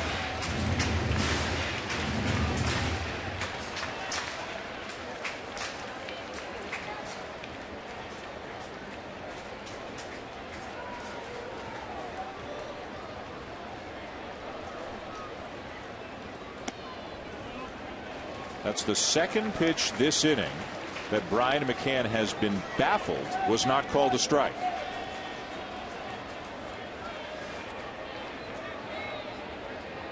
The count is 2-0. See, the Mets have done a great job with the runners in scoring position this inning, and the count is now in their favor. Maybe got a break the Mets did on the last pitch. Down and away, ball 3.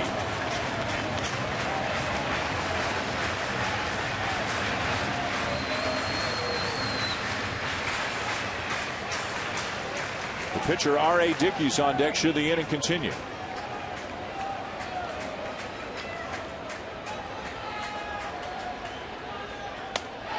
Ball 4 forces in a run.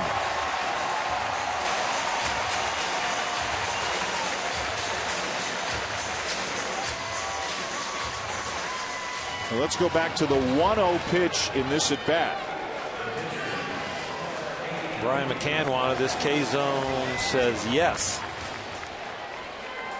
And cold breath behind the plate said no. Martinez's reaction. So the walk brings in a run to make it 6-0. The batter now is Dickey. The count 1-0 on him. He struck out and grounded out tonight. The Mets have now scored in 4 of 5 innings in this game. There's a fastball for a strike.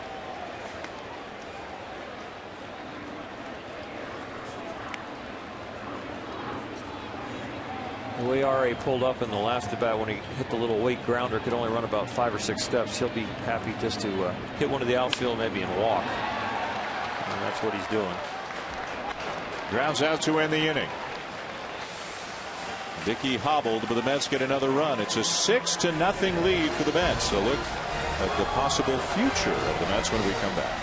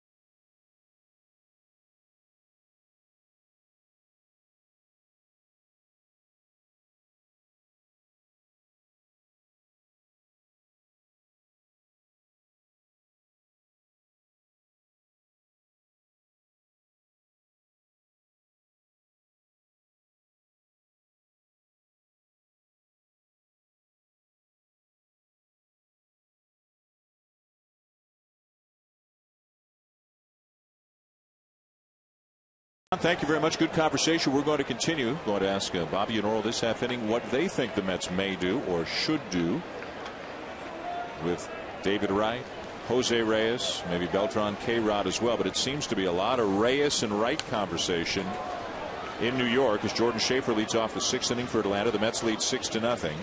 Jose Reyes is healthy now and has once again become one of the most exciting dynamic players in baseball. David Wright is injured right now. Has been the face of the franchise for the last several years. Reyes' contract is up at the end of this year. Wright has one more year on his contract and then a team option, but if the Mets trade him, that team option goes away. The 0-2 to Schaefer. But Bobby, if you can only keep one, who do you keep? I'm not buying that only keep one. I mean, you have to pay some players on your team, Dan. And I'm looking around, you know, they're not paying their first baseman, their second baseman, their outfielders are going to be gone. Beltran's gone. What are you going to do? Pay everyone $1 million on the team and play in New York? You could have 2 star players who may make it over $15 million. That's not going to bankrupt anyone. Pop up. And Reyes there to make the catch, 1 down. Well, among the contracts that have come off the books this year, Beltran's at $17 million. Let's assume he's not back with the Mets. Remember, they're still paying Oliver Perez and Luis Castillo this year. That's another 12 and 6. So just Beltran, Castillo, and Perez. That's $35 million gone. Yeah, right now. And Jose Reyes isn't going to like an arbitration eligible guy that's going to free agency. He's already making $11 million. So if he goes to 15, that's only $4 million more in the budget.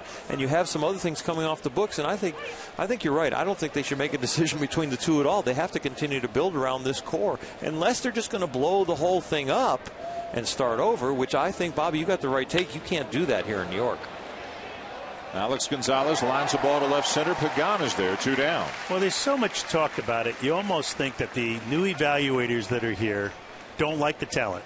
That you hear so much about Reyes's lack of on-base percentage. You hear about David Wright's inability to drive the ball out of the park in right center field, in Citi Field. Maybe they don't think that these guys are talented enough to make that money, and then they're throwing this thing out there that, hey, we've got to, take one or the other. I'm not buying that. They don't have a lot of other stars in this team. They're not paying a lot of money to Ike Davis. They're not going to pay a lot of money to the second baseman. Who's their catcher that they're paying a lot of money to? Nor do they have that kind of problem with their pitching staff. So keep them both. Yes. Try to trade Beltran if you can before the end of the season. Try to trade who? Beltran. Well, absolutely. Or trade he's going at the end of next year. You're going to have Santana making money, and he's going to come back as a very good player. But again, 3 players at $45, $50 million is not expecting a lot out of a New York franchise. That's the least you could have in a New York market. By the way, the Mets payroll this year is roughly in the vicinity of $140 million. Sandy Alderson has said it's going to be lower next year, but what the exact number is, nobody knows, or at least nobody is saying publicly right now. Jose Reyes' skill set fits this ballpark. The speed, the size of the ballpark. Fair ball. Prado can't believe it was called fair. He stopped running. And Turner throws him out to end the inning as Prado argues with home plate umpire Field and Culbreth. Freddy Gonzalez unhappy again. Nothing going the Braves' way so far tonight.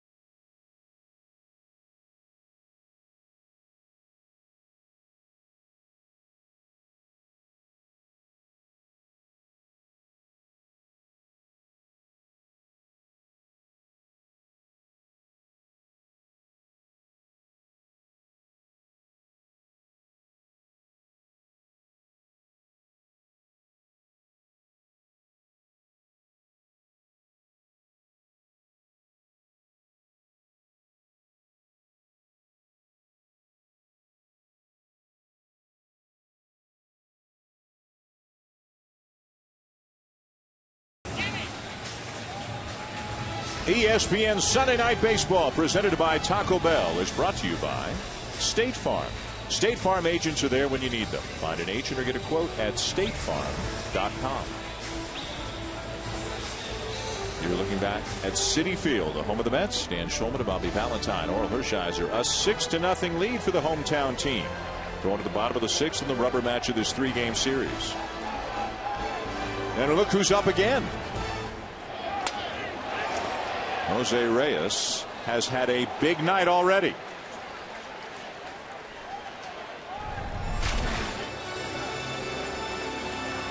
His first time up, Reyes with a base hit to center field, eventually would come to score. The second time after walking, he would come to score on a wild pitch, and then he doubled in a run his third time up. So 2 for 2 with a walk, 2 runs scored, and an RBI. And he is getting after it on the bases tonight. Vintage Reyes.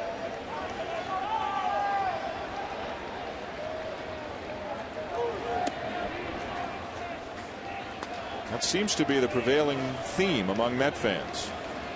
He's just not hot in the last 10 games. In May, he led the National League in batting average at .364 and had 11 stolen bases, which led the league also. Let's bring in Buster Olney with more on Reyes' situation. Buster?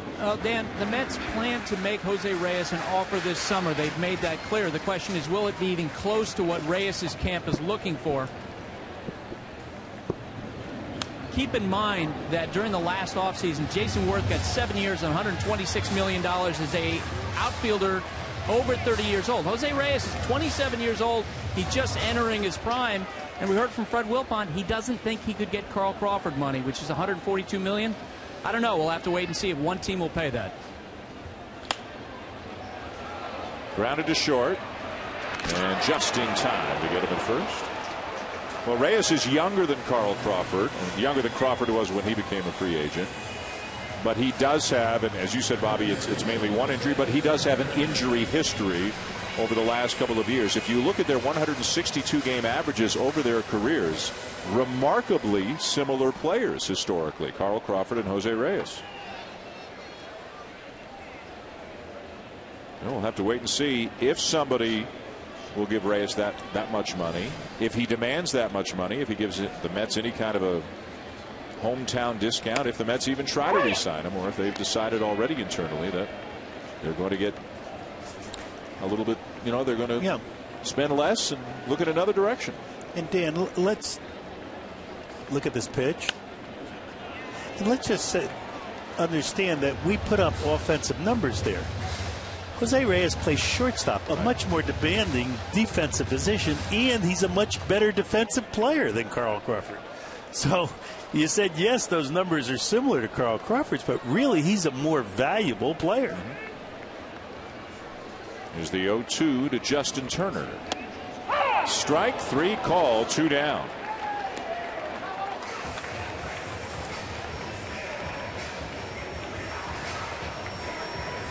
Jose Reyes looks like he has a little sore finger that he's nursing there. Something that doesn't keep him out of the game, but a little broken bat right there, and he drops the bat quick. You see him shaking the hand. Seems to be something that he's wearing under his batting glove that's supporting that one finger. That's definitely got a little buzz to it. Everybody plays hurt. When you're injured, you're on the DL. Everybody plays hurt when you play 162 games, or you try to. Here's Willie Harris. Again, if you weren't with us earlier, Harris came on early in the game. Carlos Beltran fouled a ball off the inside of his right shin, finished the at-bat, but then left the game. Harris coming into left field. Jason Pridey moving from left to right. The word on Beltran, a bruise. X-rays were negative.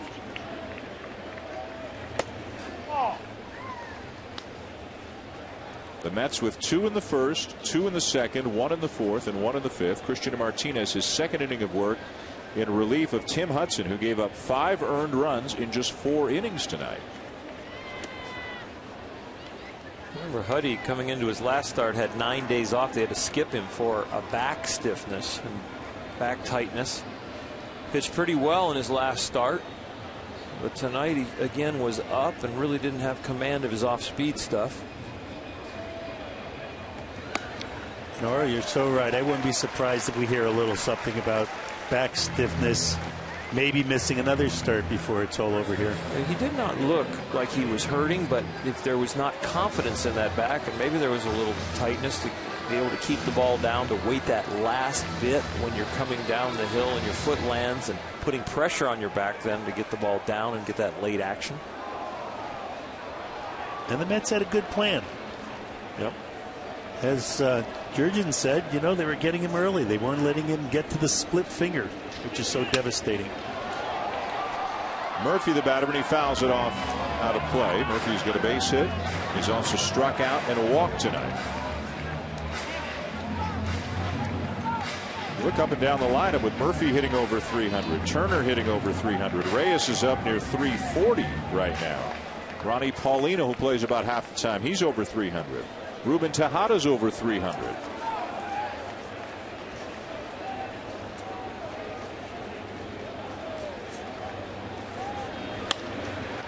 And another base hit for Murphy. Harris to second with 2 down.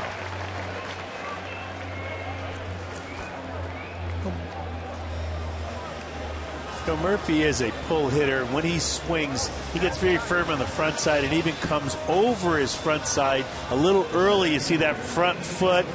Boom, he comes over it often. He loves to pull. He loves to get firm really early. I don't know how his outside of his knee pulls up, but he's a good hitter. Defensively challenged, but a good hitter. Here's Pregame.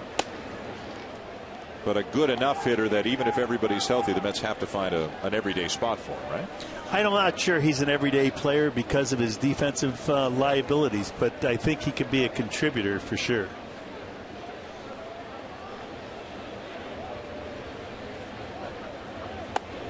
Change up, down and away. 2-0 the count on to Pregame.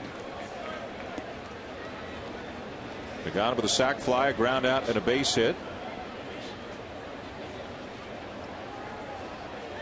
The Mets hoping to see flashes of last year this year as Pregame gets healthier. Another changeup on 2-0. Back-to-back changeups. Now it's 3-0.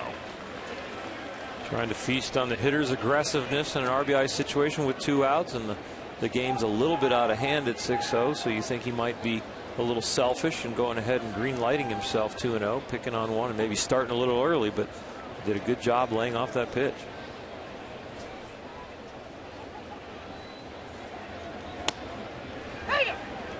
There's always a little psychology and a little strategy to almost every pitch you throw, no matter what the score is in the game, what the wind's doing, what's the hitter, or what's the situation. Your pitch selection can come down to just those little edges, and then if you execute it, you got the best chance of getting somebody out. And then some pitchers just stand out on that hill looking for the sign and just throw it. Sorry, I've known a lot of that. I couldn't do that. And just advance. That's forward. when you're glad you have a good catcher, a smart catcher like Brian McCann.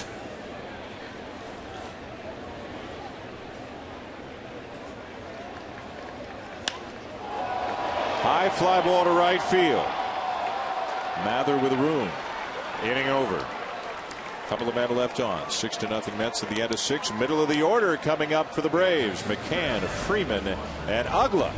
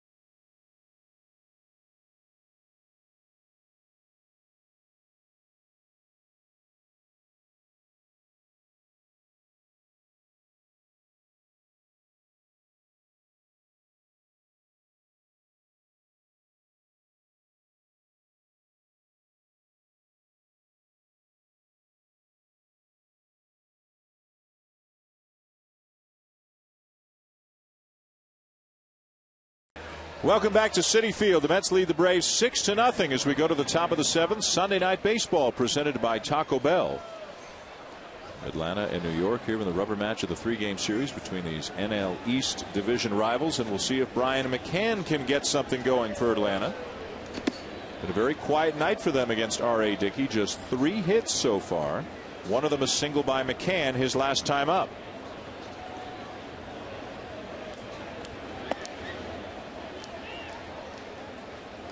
Shift is on again. Left-handed batter. Obviously figures to be able to pull that 70-something mile-an-hour knuckler.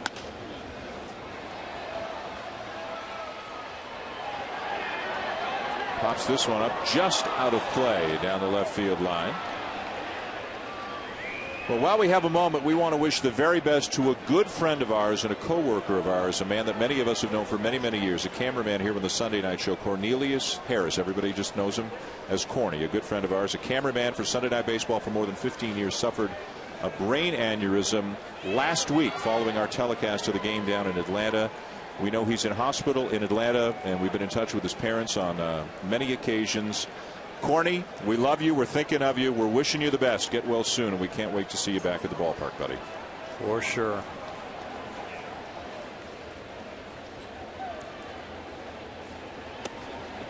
Three and 1 the count on McCann.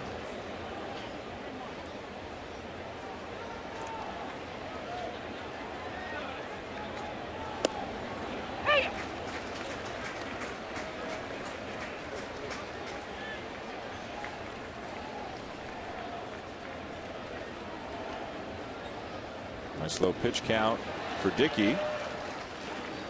Well, the strike percentage is what you look at with the knuckleball tonight. He has thrown a few fastballs when he's fallen behind in the count, but he has only had 1 3-ball count. No runs, no walks, 3 hits, a few Ks.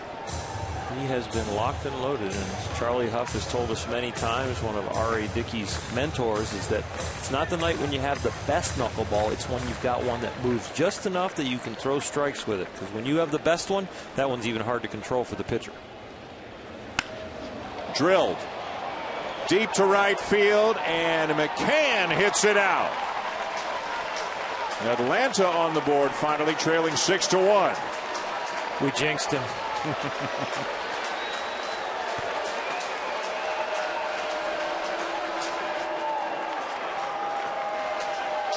80 miles an hour. I don't know if it's a fastball or a hard knuckleball that didn't move.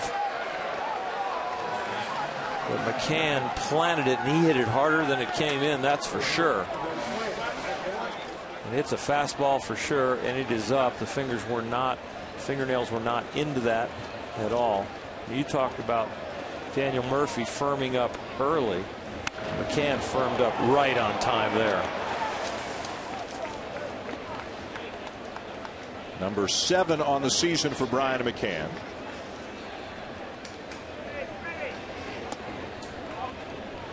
And if you go back to the beginning of the 2006 season, as Freddie Freeman steps in now for Atlanta, he's 1 for 2 tonight.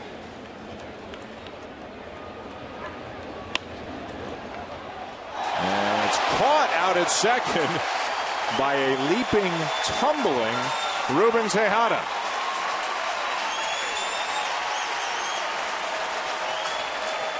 Freeman thought he had himself another base hit. He hit it well enough for it to be a hit, but Tejada timed that ball and his leap perfectly. You see, as the one glove goes up, the free hand goes back. That it gives him full extension with the glove. Glove goes up, hand goes back. If you try to go up with 2 hands, you can't get that high and can't make that catch. It's the same principle you use when you're going down for a ground ball and you're trying to stretch. You want to stretch with one hand and throw the other hand behind you. And here's the guy who is swinging like he has no hands. Dan Uggla is 5 for his last 59. If you're Freddie Gonzalez, what do? You've sat him down on 2 separate occasions in the last 10 days. You've moved him down in the lineup. You know him well because you managed him in Florida. What can be done right now to help solve Dan Uggla's problems? Last time we talked to Freddie, he said he needs one voice, and he said that was going to be Larry Parrish, and then he said, well, and Maybe there's somebody else around Lee. Lee can help him, but whomever it is isn't getting through to him, because this is not a good approach. It's not a good swing. He likes the ball up. There's no doubt about that. But with this step that he has, where he points his foot straight at the pitcher as he steps with an open stance, his bottom is so far open before he strides, he has no chance at the outside pitch nor the low pitch.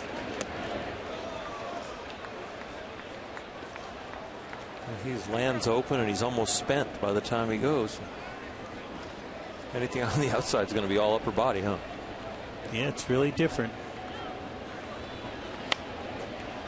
Yeah, what you like to do is have someone stride and have the front left foot have the toe be pointing between the first baseman and the second baseman.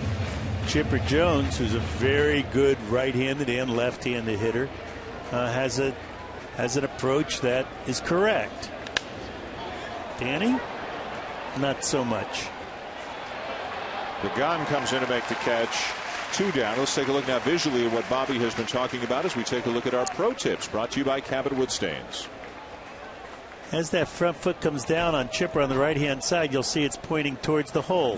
When Uggla comes down, you see his foot's already open. He's almost landing on his heel, and the foot's pointing at the pitcher.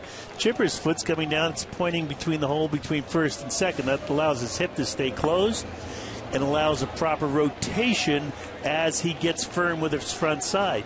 Dan Uggla is already spent when his front foot comes down, and all he can do is sweep at the ball.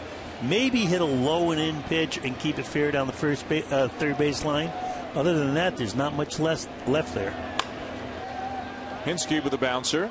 Backs up Tejada. Hitting over. Brian McCann gets the Braves on the board finally, after they had been held scoreless tonight. Was shut out last night as well. Home run number 7 on the season for McCann. But still 6-1 Mets. 7th inning stretch.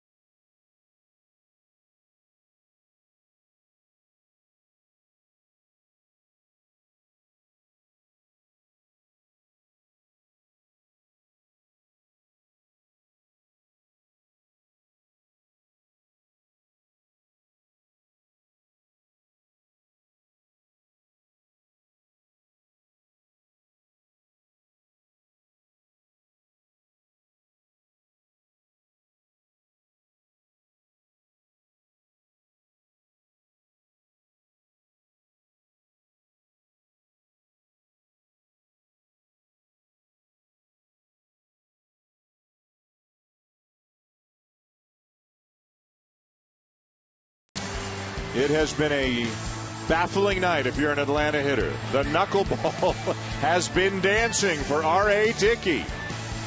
He's given up just 1 run through 7 innings tonight. Boy, it's mesmerizing on the Ultramo, isn't it? Here's a look now at our game track, brought to you by USAA. Dickey is one of the big stories. Jose Reyes, what else is new, is one of the big stories. He's had another eventful night for the New York Mets. Carlos Beltran leaving the game with an injury. X-rays were negative after he fouled the ball off his right shin. The Mets lead 6-1 as we go to the bottom of the 7th inning. Dickey looks like he's coming back out for the 8th. Double switch for the Braves as Brooks Conrad comes into the game for Dan Uggla at second base. He will bat 9th, and the new pitcher going into the 6th spot in the order is right-hander Corey Guerin. Ronnie Paulino with a bouncer to short. 1 pitch, 1 out. Guerin, a guy who's been up and down this year between AAA and the big leagues. Again, Atlanta trailing by 5 runs right now. Freddie Gonzalez wants to stay away from Eric O'Flaherty, Johnny Venters, and Craig Kimbrell. 3 of the most effective and 3 of the most often used relievers in baseball this year. Atlanta, a low-scoring team. They have won a lot of close games, played in a lot of close games, so those 3 key relievers have gotten a ton of appearances already.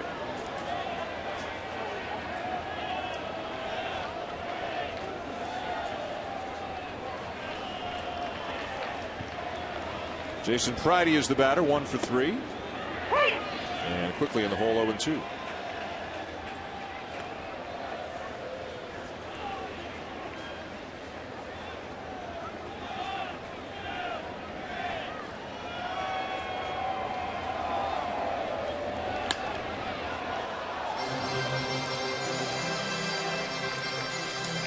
Well, tomorrow marks the beginning of the Major League Baseball amateur draft. It will run through Wednesday.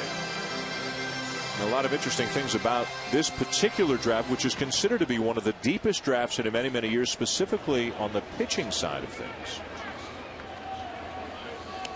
Oops. What happened there? That was on the non-catching side of things. The Pittsburgh Pirates have the first overall pick, and nothing is etched in stone, but Garrett Cole's name is one you hear a lot. Arizona's got 2 of the top 7. Tampa Bay is going to replenish that farm system, losing all those free agents, getting all those compensation picks. They've got 12 of the first 89. So the Rays are going to restock this system as Pridey strikes out 2 down.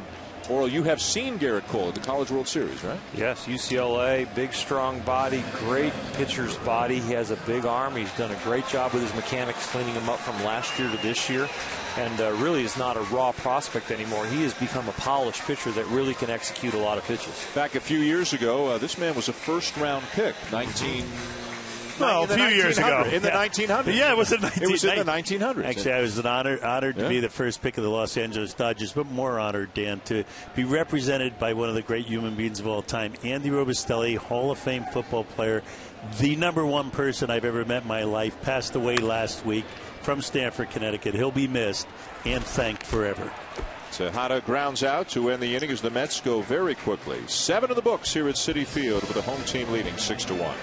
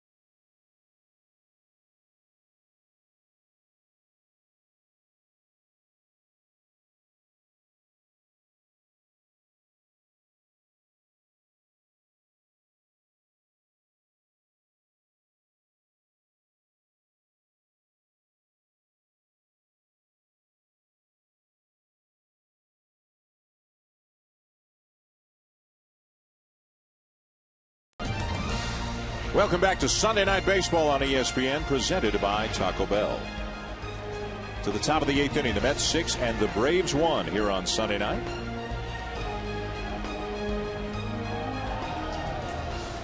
All right, Dickey is back on the mound as Joe Mather looks at a strike. Dickey has allowed just a run on 4 hits tonight. Mather's 0 for 2 on a couple of flyouts.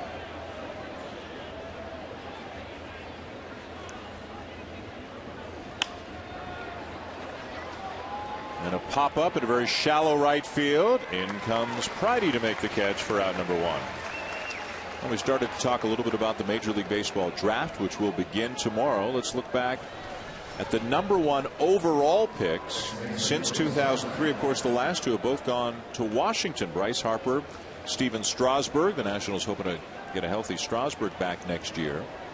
But as we can see, even from this short list of the last 8 years, there are superstars or potential superstars. There are average players, and there are players who never quite made it. And it seems more than the other sports, Bobby, that the Major League Baseball draft is art as much as science sometimes, projecting who's going to really make it. There's still major steps that have to be taken from the amateur ranks to this major league professional ranks, and each step along the way is a challenge. The game gets faster from high school to college, from college to A-ball, from A-ball, AA, AAA to the major leagues. There's a speed factor that's always determinant. First at bat of the night for Brooks Conrad. Buster, what's on your mind as the draft starts? Well, what's interesting about this year's draft and talking with people with the Pirates and other teams, unlike the last couple of years when Steven Strasburg was the number 1 pick and then Bryce Harper, they say there's not a clear number 1, and that's why the Pirates have gone back and forth between Garrett Cole and other guys they're considering. And even though the draft hasn't started, I can tell you that on Thursday, everyone's going to declare the Tampa Bay Rays the winner of the draft because of all of those picks. I actually had a scouting director tell me, hey, if they hit on just 6 of those 12 picks among the first 89 in a draft that's so deep in pitching, they're going to be set up for a generation to come. That's how good the draft is. That's how well the Rays are set up. Ball 4 outside to Conrad. Buster, thank you very much. As R.A. Dickey reaches the 100 pitch mark, now at 101 with 1 out here in the 8th inning. You know, our own Keith Law, the ESPN insider, he projects the draft on our website, and I'll tell you what, he's got Trevor Bauer, the teammate of Garrett Cole at UCLA, going in the 3rd pick to the Arizona Diamondbacks in projection, and Danny Holton of Virginia, left-handed pitcher, going to the Baltimore Orioles. And there's a lot of pitching at the top, like Buster said. Back to the top of the Atlanta lineup for Schaefer, who's 0 for 3. I got to see Holton, Bauer, and Cole in the College World Series last year. Holton actually a position player, great hitter also, but has such a great feel on the mound. That knuckler will bounce away, and up to second goes Conrad. Bounced a long way over near the first base dugout. We'll call that a ricochet. RA has the most passed balls in the big leagues, and that will probably be graded a pass ball, even though you can't call it a wild pitch. I think it's 6 so far that when he's on the mound, there's pass balls, and because he can throw the ball right down the middle, and it's still really hard to catch. And it is a pass ball. That pitch is fouled off. Right-hander Bobby Parnell, left-hander Tim Burdack are up in the Mets pen right now. And the Mets have just been through a horrendous stage trying to close out games. The last 3 innings, last 9 outs, when their bullpen has gotten involved, have been a disaster for the most part. There's K-Rod, who has had his ups and downs.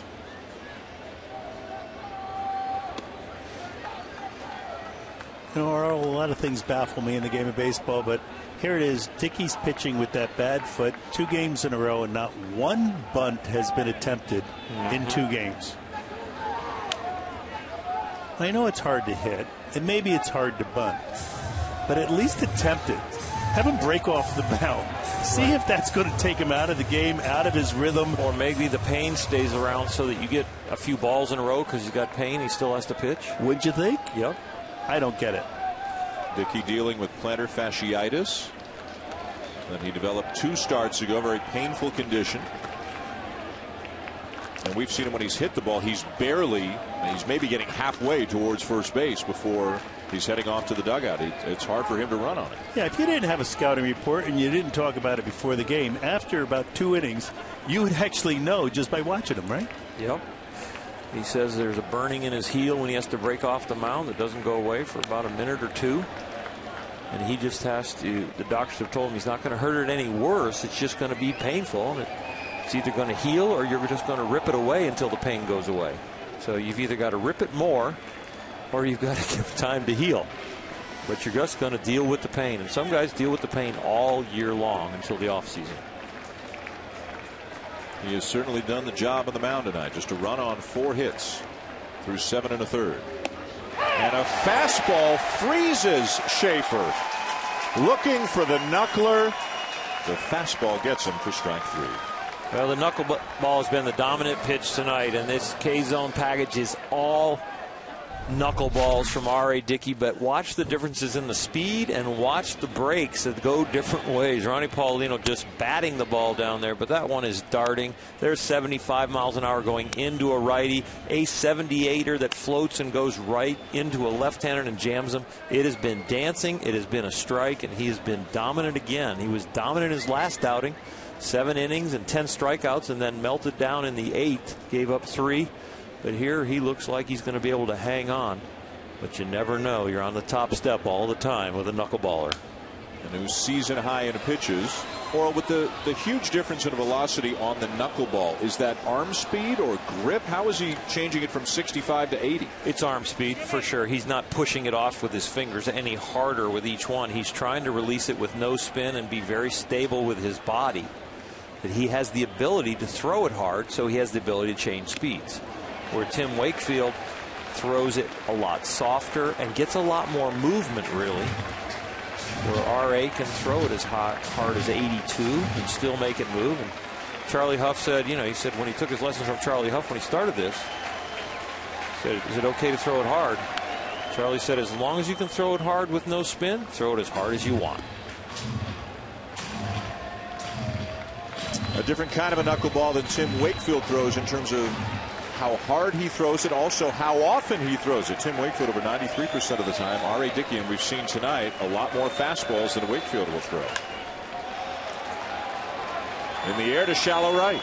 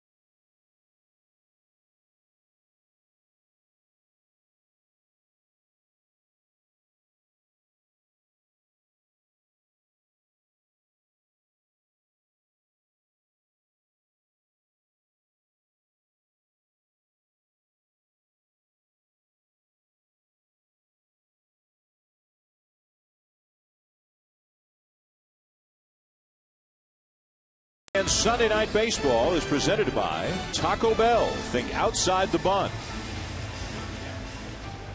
And in part by Ink, the new business card from Chase. Make your mark with Ink. Automated Citi Field, Mets 6, Braves 1. Nick Evans is batting for R.A. Dickey.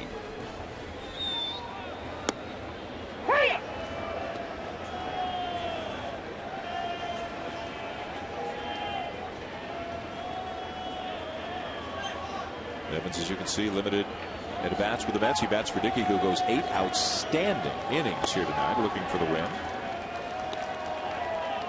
And he's hanging around.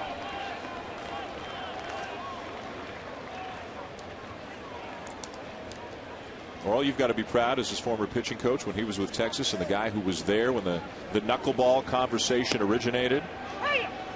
To see him, and he's bounced around. He's paid his dues, but to see him having this kind of success.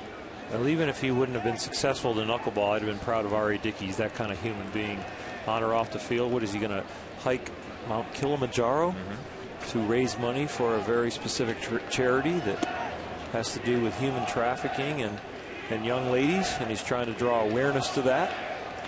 And he has just got some big picture ideas in his life, and it's not about pitching. I think I'm going to try to do that with him. That would be awesome, Bob. Yeah, I really am. Dave Raccanello, their bullpen catcher, who's also from Stamford, Connecticut, has already signed up to do it. And if I could get off those 10 days, I'd really like to try to do that. That'd be great. Yeah. I have climbed Mount Fuji, but that's not like Kilimanjaro. Kevin Slowey for the Twins is also going to go with him. He signed up for that. Our own Peter Pasquarelli just whispered that in my ear.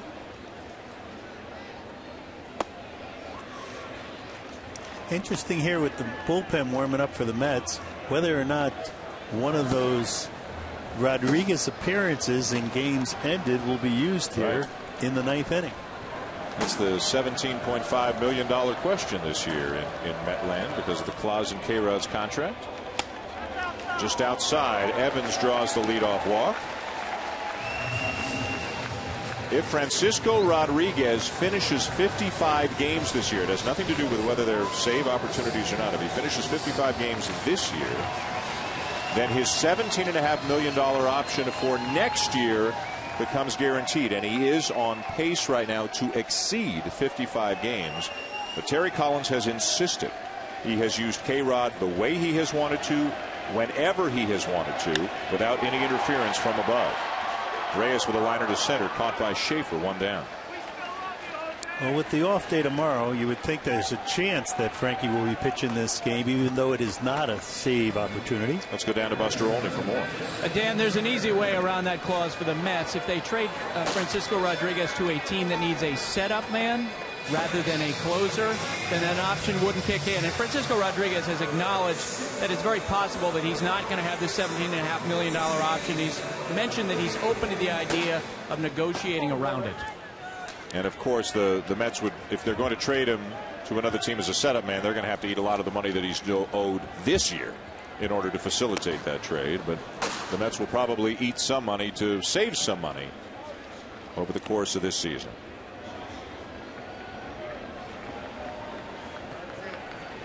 One on, one out. Here in the bottom of the 8th inning, the Mets up 6-1. Justin Turner's the batter. 1 for 4, had an RBI single way back in the 2nd, giving him 21 RBIs in his last 21 games.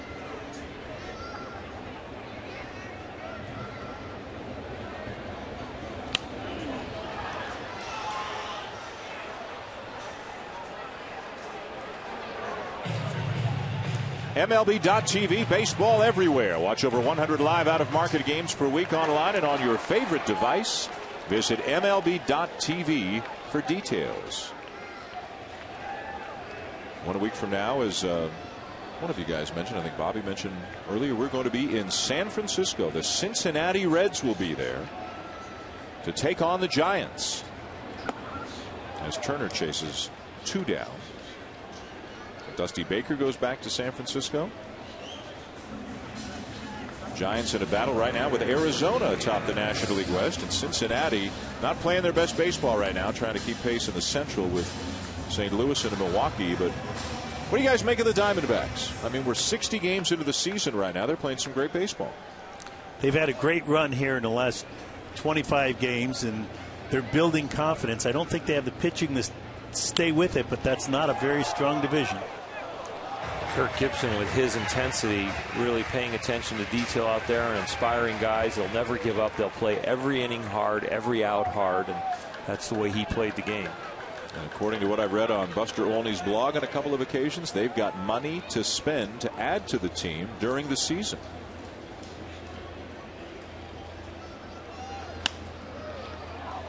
Harris pops one up down the left field line, out of play. Buster, how about the D-backs? Well, they will be aggressive before the trade market, and what they're going to be looking at specifically is bullpen help. They feel like their rotation's in good shape. And one interesting name to watch is that of Kerry Wood. If the Cubs decide they're going to turn the page and start dealing some veterans. Remember, he signed a team-friendly deal. He would have to approve a trade to the Diamondbacks if that turns out to be something the two teams talk about.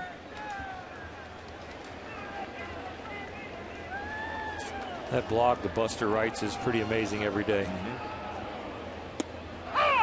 Inning over as Harris is caught looking. To the ninth at Citi Field. Mets 6, Braves 1.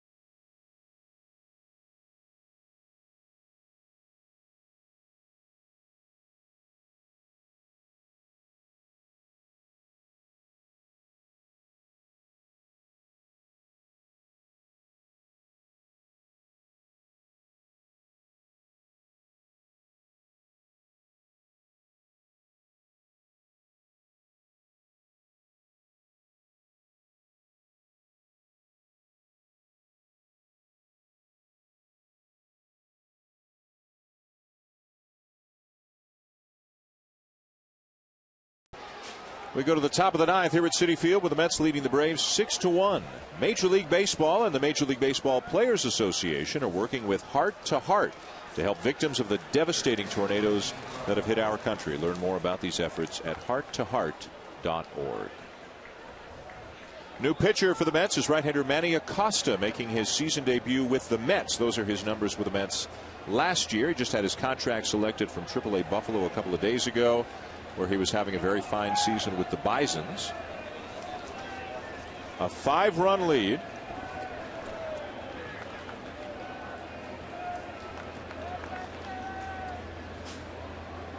Martin Prado will lead it off. A strikeout and a couple of groundouts for Prado. He'll be followed by Brian McCann and then Freddie Freeman. So this is the part of the lineup Freddie Gonzalez would like to see up to try to get something going. But they've got their work cut out for them, down 5 here in the ninth. Pops the mid at 93 with a knee-high strike, 1-1.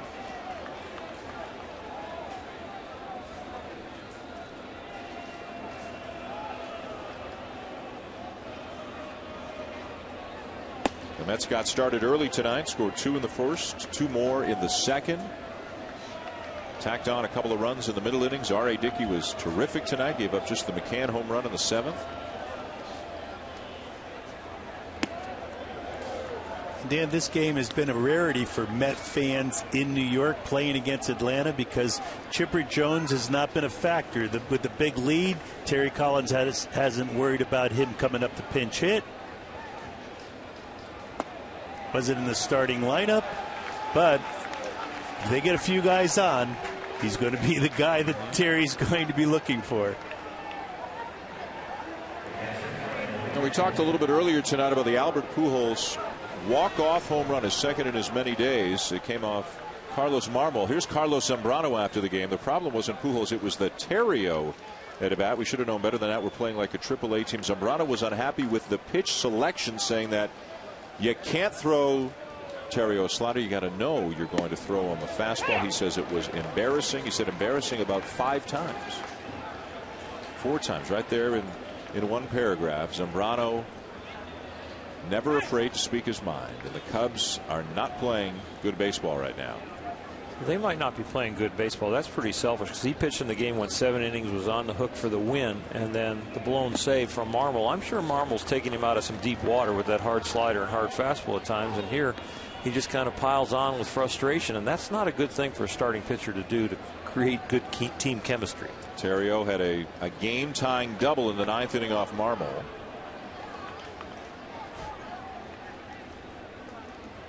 It's one thing as a starting pitcher to comment something like that when it's not your game and you're not the one that's going to get the W. It's another thing when the bullpen melts down in your game and it was your effort. That just is a little self-serving at times.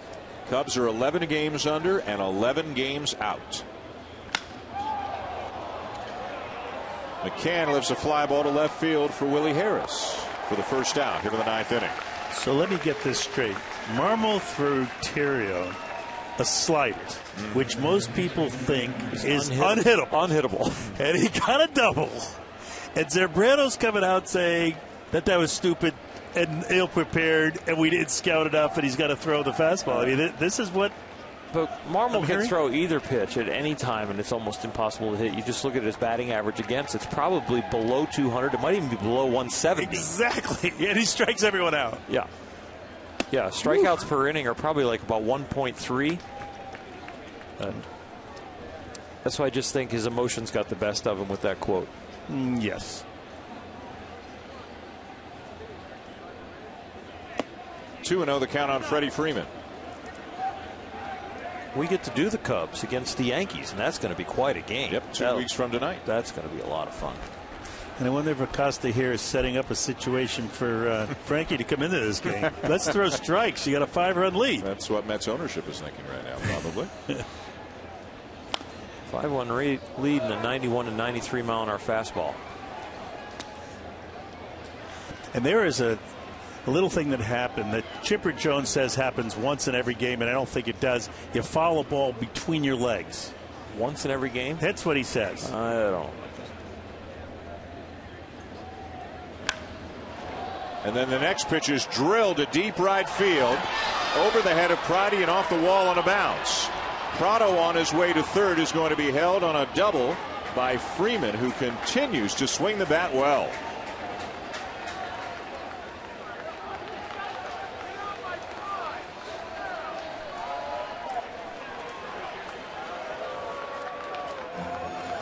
And the skipper's on his way to the mound.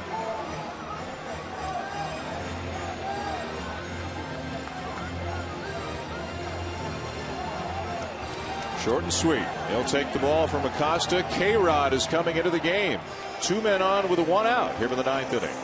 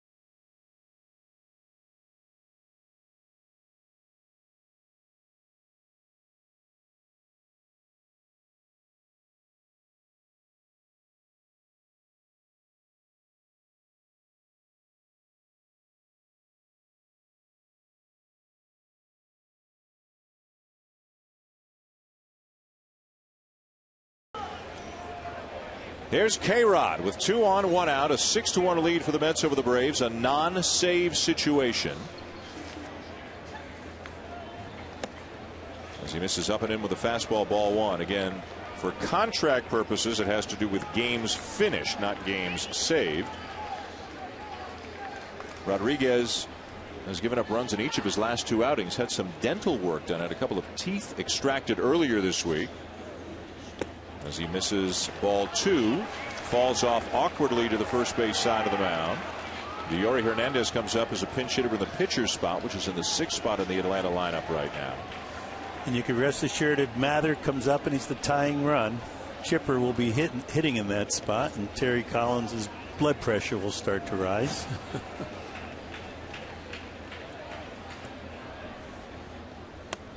The Mets have kind of specialized in coughing up late leads at home in the last couple of weeks.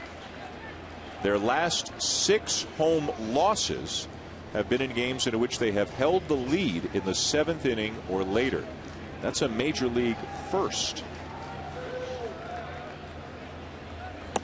3-1. Fastball tops out at 89, maybe 90. So Met fans are used to some ugly finishes in the last couple of weeks. Some heartache. More drama than they want. High and deep to left field. And gone. 6-4.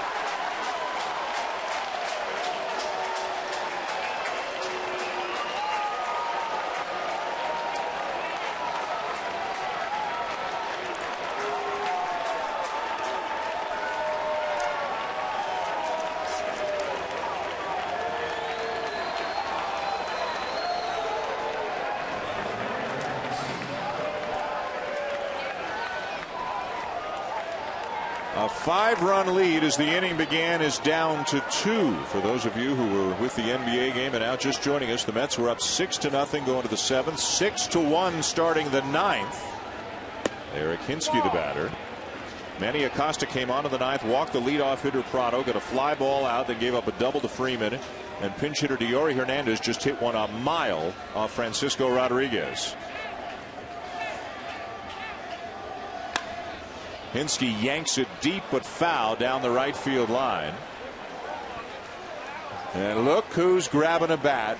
Mets fans' worst nightmare. Sorry, Bobby. Yes, he is. Reoccurring nightmare. Slow curve for a strike, 1-2. K-Rod more 2-seamers because the velocity's down, more curveballs. Well, I don't know about more curveballs. In it back earlier, he threw a lot of those, but more change-ups for sure. Dangerous hitter in Hinsky. Change up, swing and a miss, scoots through the catcher Paulino, completes the strikeout, 2 down.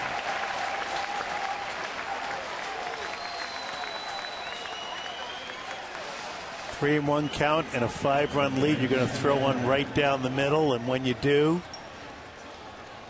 you usually pay at 87 miles an hour. Not much good happens belt high 87 in the big leagues when it's straight, even if you're K-Rod. And he knew it right away. Give me a new ball. And out away though. Here's Joe Mather. Pop up, foul territory. Murphy over, does not have a play.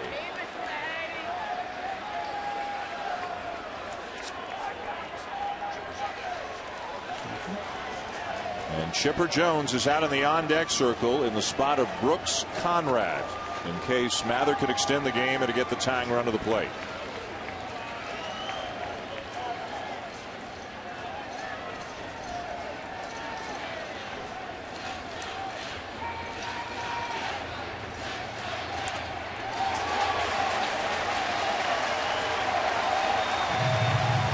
Friday night, Chipper Jones hit his 46th home run against the New York Mets.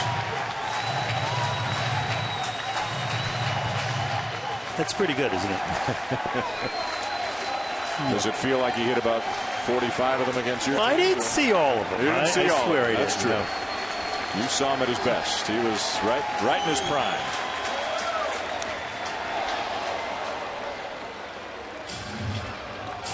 Friday night, again, he launched one as a right-handed batter. He hit one a mile down the left field line. You don't see many balls hit this far at Citi Field. He got this one. Inside fastball. Into the second deck.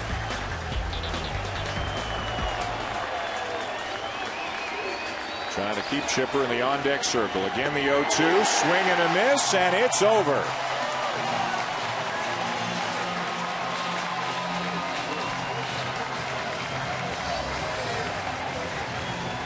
Jose Reyes with a big game. R.A. Dickey picks up the win with 8 very strong innings tonight. Dickey is our Chevrolet player of the game. Just a run on 4 hits through 8 innings as he picks up the win to go to 3-6 on the season. The Mets make it a little more interesting than their fans would have liked late in the game, but they do hang on to win 6-4 and take 2 out of 3 in this series from the Atlanta Braves. Coming up next on ESPN, stay tuned for SportsCenter. This has been a presentation of ESPN, the worldwide leader in sports. For Oral Hershiser, Bobby Valentine, Wendy Nixon, and Buster Olney, I'm Dan Shulman saying